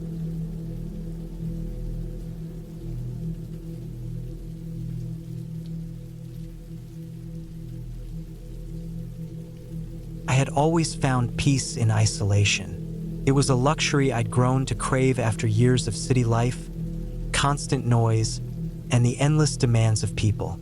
The cabin in the middle of nowhere seemed like the perfect escape. A glass cabin surrounded by towering trees, nestled on the edge of a quiet, desolate mountain range in Idaho. There was something serene about the place, the way the light filtered through the trees, casting flickering shadows on the walls of the cabin. It was small, but modern, with walls entirely made of glass. offering a perfect view of the world outside. My escape from the chaos of the world. I had been there for 2 weeks now, and every day felt like an eternity, though in the best way. It was a relief to be out here alone. The only sounds I ever heard were the wind rustling the branches, the occasional chirp of a bird, and the crunch of gravel beneath my boots when I ventured out for walks. There were no other cabins for miles, no tourists, no campers. Just the mountain, the trees, and me, or so I thought. The cabin wasn't big, just a single open room with a simple kitchen, a comfortable couch, a small wood stove, and a bed near the far wall. The bathroom was separate, a small space with just enough room for a shower and a toilet. The real luxury was the panoramic view from the glass walls. It was impossible not to feel like I was part of the forest, as if nature had opened its arms and invited me in. It was the third night of my stay when I first noticed something strange. It was just after dark, and I had settled into the cozy nook of the couch, a book in hand. I always made a point to spend my evenings away from screens, preferring the slow rhythm of a good book or the crackling of the fire to the constant hum of technology. The fire had just started to die down, casting dancing shadows on the walls, when I saw it, a figure moving in the distance. At first, I thought it was just a trick of the light or maybe some animal in the trees. But as I squinted through the glass, I realized the shape wasn't quite right. It was too upright, too deliberate in its movement. My heart skipped a beat. I told myself I was just being paranoid. After all, who would be out here in the middle of nowhere so late at night? It was miles to the nearest road, and I hadn't seen a soul since I arrived. Still, the figure didn't move like any animal I'd seen. It was too tall, too human. I watched it for a few more moments, trying to make sense of it. The figure was standing near the tree line, its back to me. It didn't seem to notice the cabin, or at least it didn't act like it did. It was motionless, simply standing there in the darkness, like it was waiting for something. I stood up, gripping my book tightly. The thought of stepping outside to investigate crossed my mind, but I quickly dismissed it. What could I do, anyway? It was probably some local hiking through the woods or some hunter who had gotten lost. That thought should have been comforting, but it wasn't. The air around the cabin suddenly felt cold, far colder than it had any right to be. I sat back down on the couch, trying to shake off the unease creeping up my spine. I kept my eyes fixed on the figure for a few more moments before I forced myself to look away. Maybe I was just imagining things. The forest had a way of playing tricks on the mind, especially when you were alone for so long. The next morning, I woke up to the sharp rays of the sun slicing through the trees. The figure from the night before was gone. I didn't feel much relief, though. The nagging thought that something wasn't right had lingered in my mind, and I couldn't shake it. Still, the day was beautiful, crisp air, clear sky, and the promise of a fresh start. I told myself it had all been a figment of my imagination, that I was just adjusting to the isolation. I decided to go for a walk, to stretch my legs and clear my head. The forest was quiet, but there was a strange tension in the air, like something was just out of sight. I told myself to relax, to enjoy the beauty of the surroundings, but my mind kept drifting back to the figure. As I walked deeper into the woods, I found myself looking over my shoulder more often than I cared to admit. Every snap of a twig, every rustle in the underbrush made my heart race. I was alone, completely alone, or so I thought. It was when I turned a corner in the trail that I first saw the footprints. They were fresh, imprinted deep into the soft earth. They weren't animal tracks. They were human. The prints were large, the kind of foot that made an impression of someone over 6 feet tall. They led deeper into the woods, and I felt the hairs on the back of my neck rise. I had 2 choices: follow the tracks or turn back. Something told me to follow them. Maybe it was the adrenaline pumping in my veins, or maybe it was the curiosity that had always led me into trouble. I continued walking, my footsteps muffled by the thick blanket of fallen leaves on the forest floor. The further I went, the more the woods seemed to close in around me. The trees were thick, their trunks twisted and gnarled like they had been here for centuries. I should have turned back, but I didn't. The trail led me to a small clearing, and I stopped dead in my tracks when I saw what was in the center of it. It was another cabin, completely different from mine, though. This one was weathered and old, its wood gray and splintered, the roof sagging in places. There was a faint smell of decay in the air, a pungent scent that made my stomach turn. It didn't seem like anyone had lived here for years. I felt a cold shiver run through me, but I couldn't look away from the cabin. It was as if something was drawing me in, urging me to explore it. I took a step forward, then another, until I was standing on the threshold of the cabin. The door was ajar, creaking softly in the wind, as if it were inviting me inside. My pulse raced. This wasn't right. None of this was right. Before I could stop myself, I pushed the door open fully and stepped inside. The air inside was thick with dust, the floor creaking underfoot as I moved deeper into the cabin. There was a strange, metallic scent in the air, and I could feel the weight of something unseen pressing in on me. I heard something then, a shuffle of footsteps, coming from the back of the cabin. I froze, my breath catching in my throat. It wasn't the wind. It wasn't an animal. I wasn't alone. I didn't wait to see what it was. I spun around and ran, my heart pounding in my chest.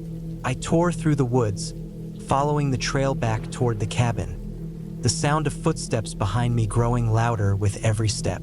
The forest, once so beautiful and peaceful, now felt like a maze, closing in around me. Every rustling branch, every snapping twig, felt like it was part of something chasing me. By the time I made it back to the glass cabin, my legs were aching and my breath was ragged. I locked the door behind me and collapsed onto the couch, my hands shaking. I looked out the glass walls, scanning the trees for any sign of movement. The figure from the night before flashed through my mind. For the rest of the day, I kept to the cabin, too scared to step outside. I didn't dare go back to the old cabin. I didn't want to know what I had heard or what had been in there. That night, I barely slept, my ears straining for any sound that might tell me I wasn't alone. The next morning, I woke up early and packed my things. There was no way I could stay another night. Whatever had been out there in the woods, whatever had been watching me, I wasn't going to find out. Couldn't. I left the glass cabin behind, not looking back once as I drove down the mountain, away from the forest. I don't know what was out there that night, or who or what I saw, but I do know one thing. Some places are meant to be left alone. Some cabins aren't meant to be found.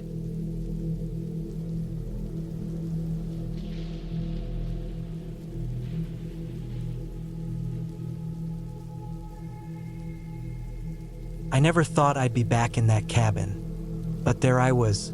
The old place, tucked away in the woods, had been a refuge for me once, a place to escape the noise of the world. I hadn't been there in over a year, ever since things went wrong with Anna. There was nothing left in town for me, so I figured a weekend alone in the cabin would help me clear my head. Little did I know, it would be the most unsettling weekend of my life. The drive there was uneventful. I had the radio off, just the hum of the tires against the gravel road beneath me. The trees lining the road were bare, late fall, right before the snow would hit. I kept my eyes on the road ahead, the path winding toward the cabin. It was out of the way, surrounded by dense forest, the kind of place you could be in for days and not see another soul. When I finally arrived, the place looked just as I remembered. The wooden walls were weathered, and the roof was sagging a bit more than it had been. Nature was slowly reclaiming the area, but that was part of the charm. I grabbed my duffel bag from the truck and made my way to the porch. The key was hidden under the rock, just like it always had been. I turned it in the lock and the door creaked open. A musty scent filled the air, dust, old wood, and the faint smell of dampness. It had been a while, but the cabin was still familiar. The furniture was simple: an old armchair, a small kitchen table, a wood stove in the corner. Nothing fancy, but it had everything I needed. I started a fire in the stove and unpacked my things, setting up for the weekend. The plan was simple: relax, read, maybe do some fishing if the weather held up. But as I went through the motions of getting comfortable, something felt off. The air in the cabin seemed heavier than it should have been, like it was pressing down on me, making it hard to breathe. I tried to shake it off. It had been a long time since I'd spent any time here, and maybe I was just out of practice with the solitude. I grabbed a book and settled into the chair by the fire. The light from the flames flickered across the walls, casting long shadows that stretched and shrank in a rhythm that made the room feel alive. It wasn't until after dinner, when the sun had dipped below the horizon and darkness settled in around me, that I noticed it. Faint smell. It wasn't the usual musty smell of the cabin. It was something else, something putrid like rotten meat. At first, I thought it was just my imagination. The wind could have blown something in, or maybe the old fridge had started to rot after being unused for so long. But the smell didn't go away. It lingered. I stood up, grabbed the flashlight, and started checking the rooms. The first place I went was the kitchen. I opened the fridge, empty, save for a couple of cans of expired soup. The cabinets were stocked with dry goods that hadn't been touched in ages. I checked the sink, the counters, the floor. Nothing. No sign of any animal carcasses or spoiled food. Next, I checked the small bathroom. It was dark and cold, but it smelled fine. There was nothing in the toilet or the shower. I moved to the bedroom, lifting the blanket from the bed and inspecting the floor around it. No source of the smell. The cabin was small, only a few rooms, so I knew the smell had to be coming from somewhere nearby. I checked the closet. The clothes I had left behind were still there, but nothing out of the ordinary. Then I looked at the trapdoor beneath the rug in the living room. I had forgotten about it until that moment. The basement was a dark, cramped space, a place I never really used. It wasn't big enough for much, just a small area for extra storage. But I hadn't checked it in months. Maybe the smell was coming from down there. My heart started racing a little as I approached the trapdoor. It had always been locked when I was a kid, but this time the lock was off. I didn't remember leaving it like that. With a deep breath, I lifted the door, the hinges creaking loudly in the stillness. The stairs that led down into the basement were steep, and the smell hit me full force as soon as I stepped into the dark. It was overwhelming, thick in the air, and it made me gag. I took the flashlight and shined it down into the basement. At first, I didn't see anything. Just old boxes, a few broken pieces of furniture, and some camping gear. But then I noticed something in the far corner. A dark shape. Something was there, lying on the ground. I took a step closer, trying to steady my breath. The flashlight beam flickered across the shape, revealing a person, well, what was left of a person. The body was sprawled on the floor, half covered in dust and dirt. It was clearly a man, but his face was too swollen and discolored to make out any details. His clothes were torn and ragged, and there was a smell of decay in the air that made me dizzy. I froze. My first instinct was to turn and run, but I couldn't. I was paralyzed, standing in the doorway, staring at the body in disbelief. I hadn't seen anyone for miles around. How could this happen? Why hadn't I noticed the smell earlier? The body was clearly not recent. Its decomposition was too far along. It had to have been here for weeks, maybe longer. I turned the flashlight off, letting the darkness swallow the basement again. The faint outline of the body was still etched in my mind, and I could barely breathe. My heart was pounding in my chest, and my hands were shaking. I couldn't stay in the cabin. Couldn't. But at the same time, I didn't know what else to do.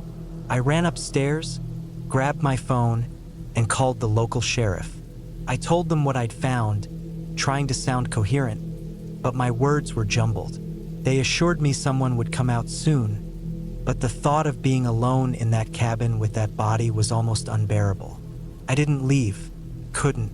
Instead, I paced the cabin, waiting for the sheriff to arrive. Hours passed. The night dragged on. Every creak of the old wood seemed louder than the last, and I couldn't shake the feeling that something was watching me.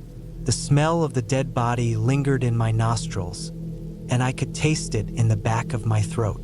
When the sheriff finally arrived, it was nearly dawn. They came in quietly, no sirens, no urgency. They didn't ask many questions, just followed me downstairs to the basement. I watched as they carefully inspected the body, taking notes and photographs. The sheriff finally looked up at me, his face pale. "We'll take care of this," he said. "You stay up here. Don't come down until we've cleared it out." I nodded, but I wasn't sure I could stay in that cabin much longer. The whole place felt contaminated now, like the walls had absorbed the horror that had happened down there. I never found out who the man was or why he was there. The sheriff never mentioned it again. They removed the body and cleaned up the basement, but the memory of that night stayed with me. I couldn't shake the image of the corpse lying there in the dark, the smell that clung to everything. Eventually, I left the cabin. I couldn't bring myself to return after that. I never asked for details about the man. I never wanted to know. I was done with the cabin, done with the woods. It wasn't my sanctuary anymore. It was a place where something had gone terribly wrong. I left that weekend behind, and I never went back. But the memory of that body, and the way it had been left there, still haunts me every now and then. The cabin is still out there, empty and forgotten, hidden in the woods, but I will never set foot in it again.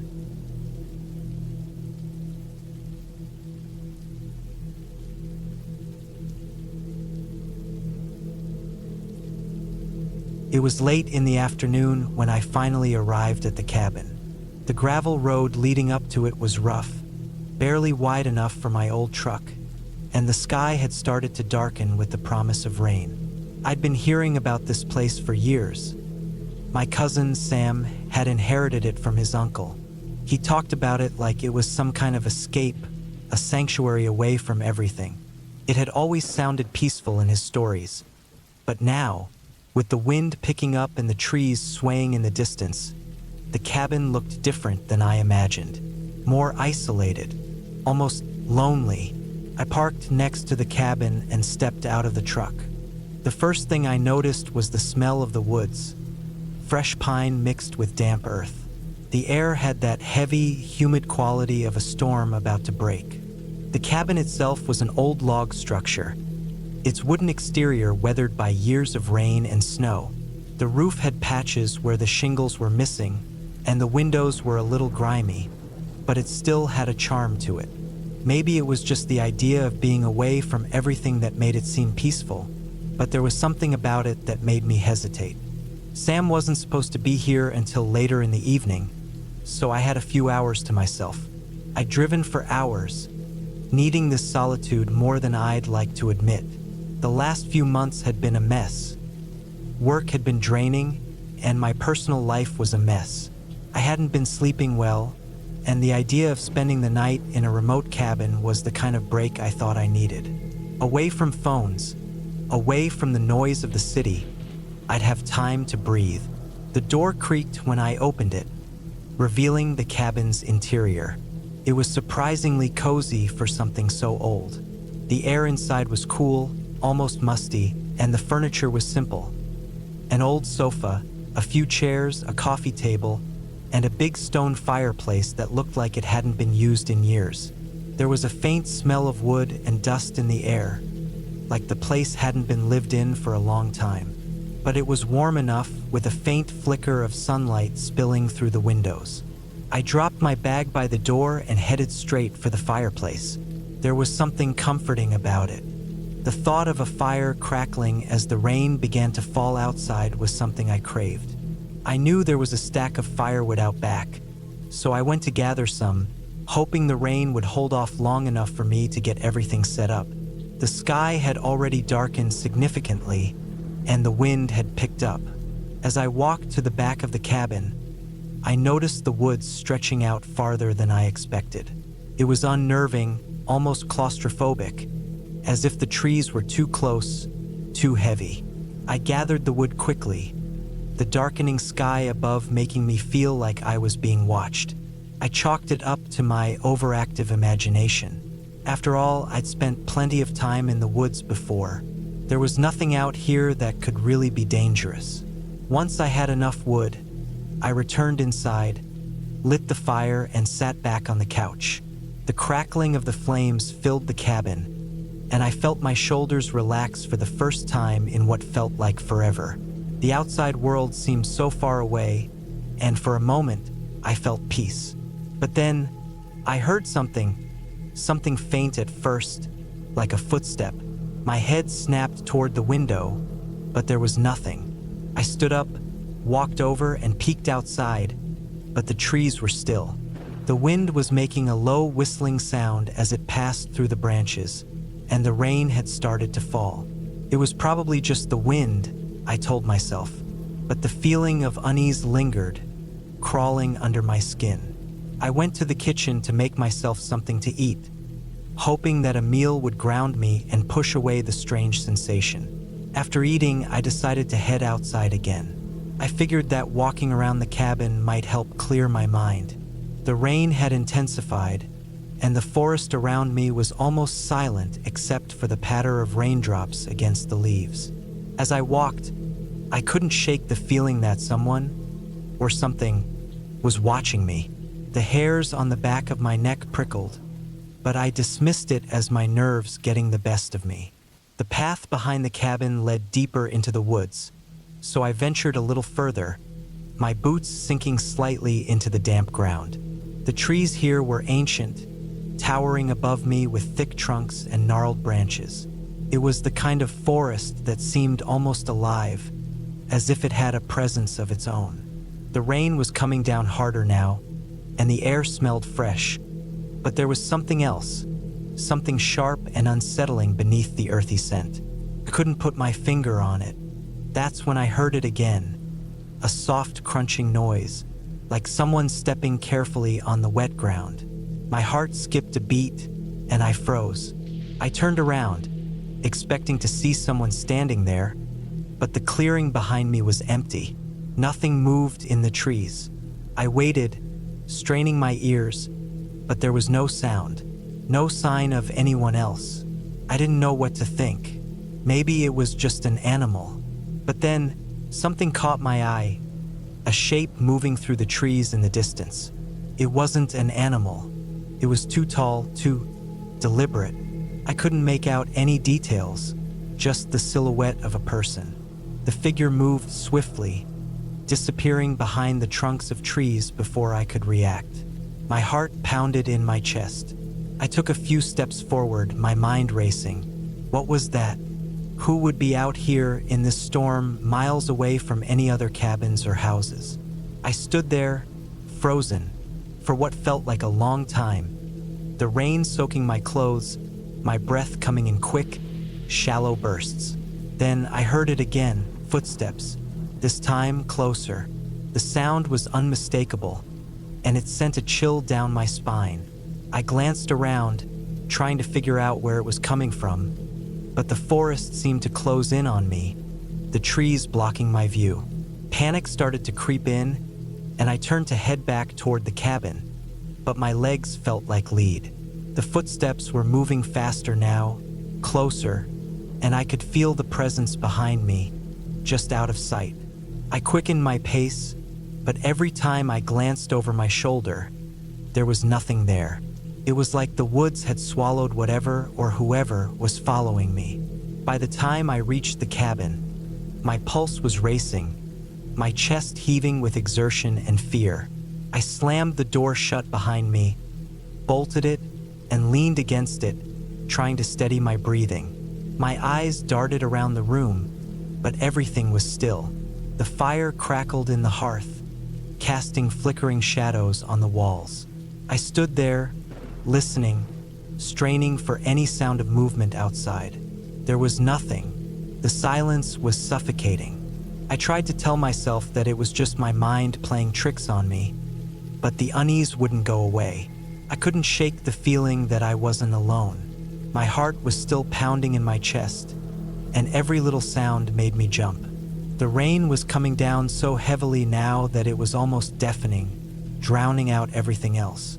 I moved away from the door and tried to distract myself by organizing the things in the cabin. But every creak of the floorboards, every gust of wind against the cabin's walls, made my skin crawl. Hours passed. The storm didn't let up. Sam was still hours away from arriving, and I was stuck here alone, with the feeling that something was lurking just outside the cabin. Then, I heard it again, something tapping on the window. My heart stopped. I hadn't heard anything like it before, and it was coming from the side of the cabin, not the front. Slowly, I made my way over, my feet making no sound on the wooden floor. I peered through the rain-splattered window, my breath fogging up the glass. There was nothing, just the dark, wet woods, stretching endlessly into the distance. But as I turned to step back from the window, I saw it. A figure standing at the edge of the tree line, just barely visible through the rain. It was tall, its outline obscured by the downpour, but I could make out the shape of a person. They didn't move. They just stood there, staring in my direction. I knew I had to leave. The feeling of being watched, of being hunted, was unbearable. I grabbed my bag, shoved my phone into my pocket, and ran out the back door, heading toward the truck. I didn't care about the rain anymore. My only focus was getting out. I didn't look back. I drove for miles, not stopping until I reached the nearest gas station. I didn't care if I was drenched or exhausted. I just had to get away. I called Sam, told him I wasn't coming back. I didn't need to explain. He understood. Later, when I checked the weather reports, the storm had been unusually intense for the area.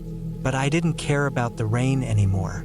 What I saw in the woods that night, it wasn't just a person. It was something else, something that had been waiting, watching, and I was lucky to have escaped.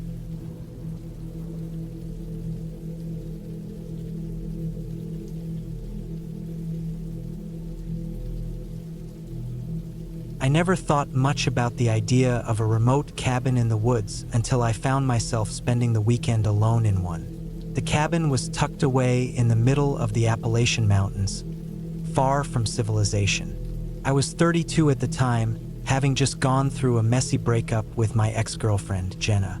I needed to get away from it all to clear my head, and I figured a cabin in the middle of nowhere would be the perfect place.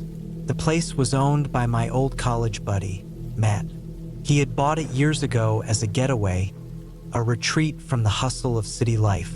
But now, with his work in the city keeping him busy, he had hardly been back. He offered me the chance to use it for the weekend, saying it would do me good. I arrived on a Friday evening, the sun already dipping below the horizon as I made my way up the winding dirt road. The trees were dense, their branches swaying gently in the evening breeze. As I pulled into the driveway, the cabin came into view, a rustic building made of weathered wood, with a porch that creaked slightly in the wind. It looked almost forgotten, but that was part of its charm. It was perfect. I grabbed my duffel bag from the back of the car and made my way to the front door. The lock was a bit tricky, but after a few tries, I got it open. The inside smelled like pine and old wood, the kind of smell you get when you're surrounded by nature, the kind that makes you feel like you're the only one in the world. The cabin was simple, with a small kitchen, a living area with a fireplace, and a loft bedroom. There was a thick blanket of dust over most of the furniture, a sure sign that Matt hadn't been here in a while. I wasn't bothered by it. If anything, it added to the feeling of isolation that I was craving. I settled in for the night, cooking a quick dinner, and then lounging by the fireplace. There was no cell service up here, and the only sounds I could hear were the crackling of the fire and the wind outside. It was peaceful, almost unnervingly so. I couldn't remember the last time I had been this alone, but the solitude felt right. After a couple of hours, I decided to head to bed. The loft bedroom had a small window that looked out into the forest, but I didn't bother to look outside. I climbed into bed, the sheets cold and stiff, but they soon warmed up around me. The fire had long since burned out, leaving only the soft sound of the wind rustling through the trees. At some point during the night, I woke up to a strange sound. It wasn't a loud noise, just a faint rustling, like someone or something moving around outside. I brushed it off as an animal, maybe a deer or a raccoon, and tried to go back to sleep. But then I heard it again, a low, dragging sound. It seemed to be coming from just outside the window, but the sound was so subtle that I couldn't pinpoint it exactly. I lay still for a few moments, listening, straining my ears. It stopped for a while, and I almost convinced myself it was nothing. But then, just as I was about to drift back to sleep, I heard it again, closer this time. It sounded like footsteps. I wasn't sure if I was imagining it, but my heart rate quickened. I tried to think logically. I was hours away from the nearest neighbor, and even if someone did somehow stumble upon the cabin, they would have to be incredibly lost to end up here. Still, the thought of someone outside made me uneasy. I sat up slowly, my eyes scanning the dark room. The small window above the bed was barely visible in the moonlight, but I could see the outline of the forest beyond. The trees swayed, casting long, eerie shadows across the cabin. Nothing seemed out of place, but my mind was racing. I grabbed a flashlight from the nightstand and got up. The floorboards creaked under my weight as I walked quietly to the window. I peered out, shining the light into the trees. There was nothing but the dense forest stretching out into the night. No movement, no figures, nothing that suggested anyone was out there. I exhaled slowly, trying to calm myself down. Maybe it was just my imagination, or perhaps a branch had brushed against the cabin. I turned off the flashlight and returned to bed, determined to shake off the unsettling feeling.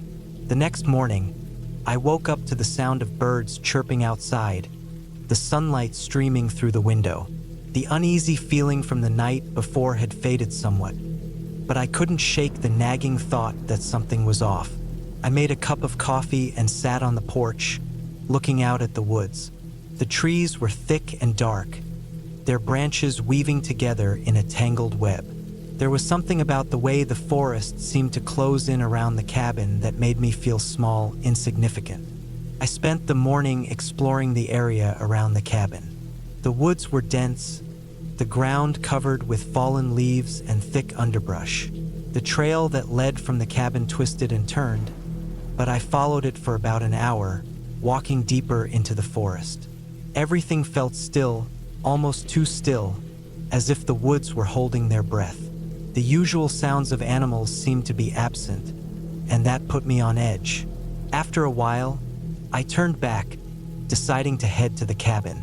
That's when I noticed something strange. On the ground, just off the trail, I saw a small, crumpled piece of paper.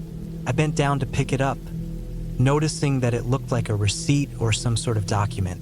It was old, the edges frayed, and it had clearly been there for some time. But what really struck me was the name printed on the top, Matt Spencer. I froze. Matt was my friend, the owner of the cabin. But why was his name on a piece of paper out here, in the middle of nowhere? I didn't remember him mentioning anything about coming up here recently, and he certainly hadn't told me about leaving anything behind. My mind raced, trying to make sense of it. Maybe he had left it on a previous trip, or maybe it had been there for longer than that. Still, the timing felt strange. I pocketed the paper and made my way back to the cabin. As I approached, I noticed something else. One of the windows was cracked open, just a little bit, maybe an inch or so. I was sure I had closed it the night before. Maybe it had come open on its own. but the thought of someone being in the cabin without me noticing made the hair on the back of my neck stand up. Inside, everything seemed to be in place. I checked all the doors and windows, making sure they were secure. But the uneasy feeling lingered. As I sat down to eat a late lunch, I heard something again. It wasn't the rustling from the night before. This time, it was louder. A thud, followed by the sound of something heavy being dragged across the ground. I stood up quickly, heart pounding. I walked toward the door, opened it cautiously, and stepped outside.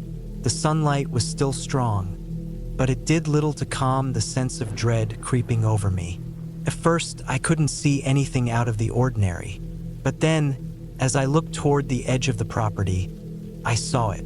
A figure standing just inside the tree line, barely visible in the shadows. It was a man, tall and thin, wearing a dark jacket. His face was obscured by the trees, but I could feel his eyes on me. I didn't know who he was, but I felt a deep sense of wrongness about the whole situation. I didn't wait to see if he would approach. I went back inside, locked the door, and grabbed my phone. There was no service out here, but I tried anyway, hoping for some miracle that I could reach someone. Of course, it didn't work. My phone was useless. I spent the rest of the day pacing the cabin, trying to think of what to do. The sun was setting again, and the fear that had been building in me all day had reached a boiling point. I couldn't stay here, not with the thought of that man outside. I decided to leave, but as I walked to my car, I froze. The figure was there again, standing at the edge of the driveway, watching me. This time, I didn't hesitate. I jumped into my car, started the engine, and sped away. I didn't look back. The road seemed endless, but I drove without stopping, not until I reached the nearest town hours later. I never went back to that cabin, and I never asked Matt about what had happened. There was something in the woods that day, something I didn't want to understand. Maybe it was just my mind playing tricks on me, but I'll never know. All I know is that the cabin in the woods is not a place for someone like me, and I've never been so grateful for the hum of city life.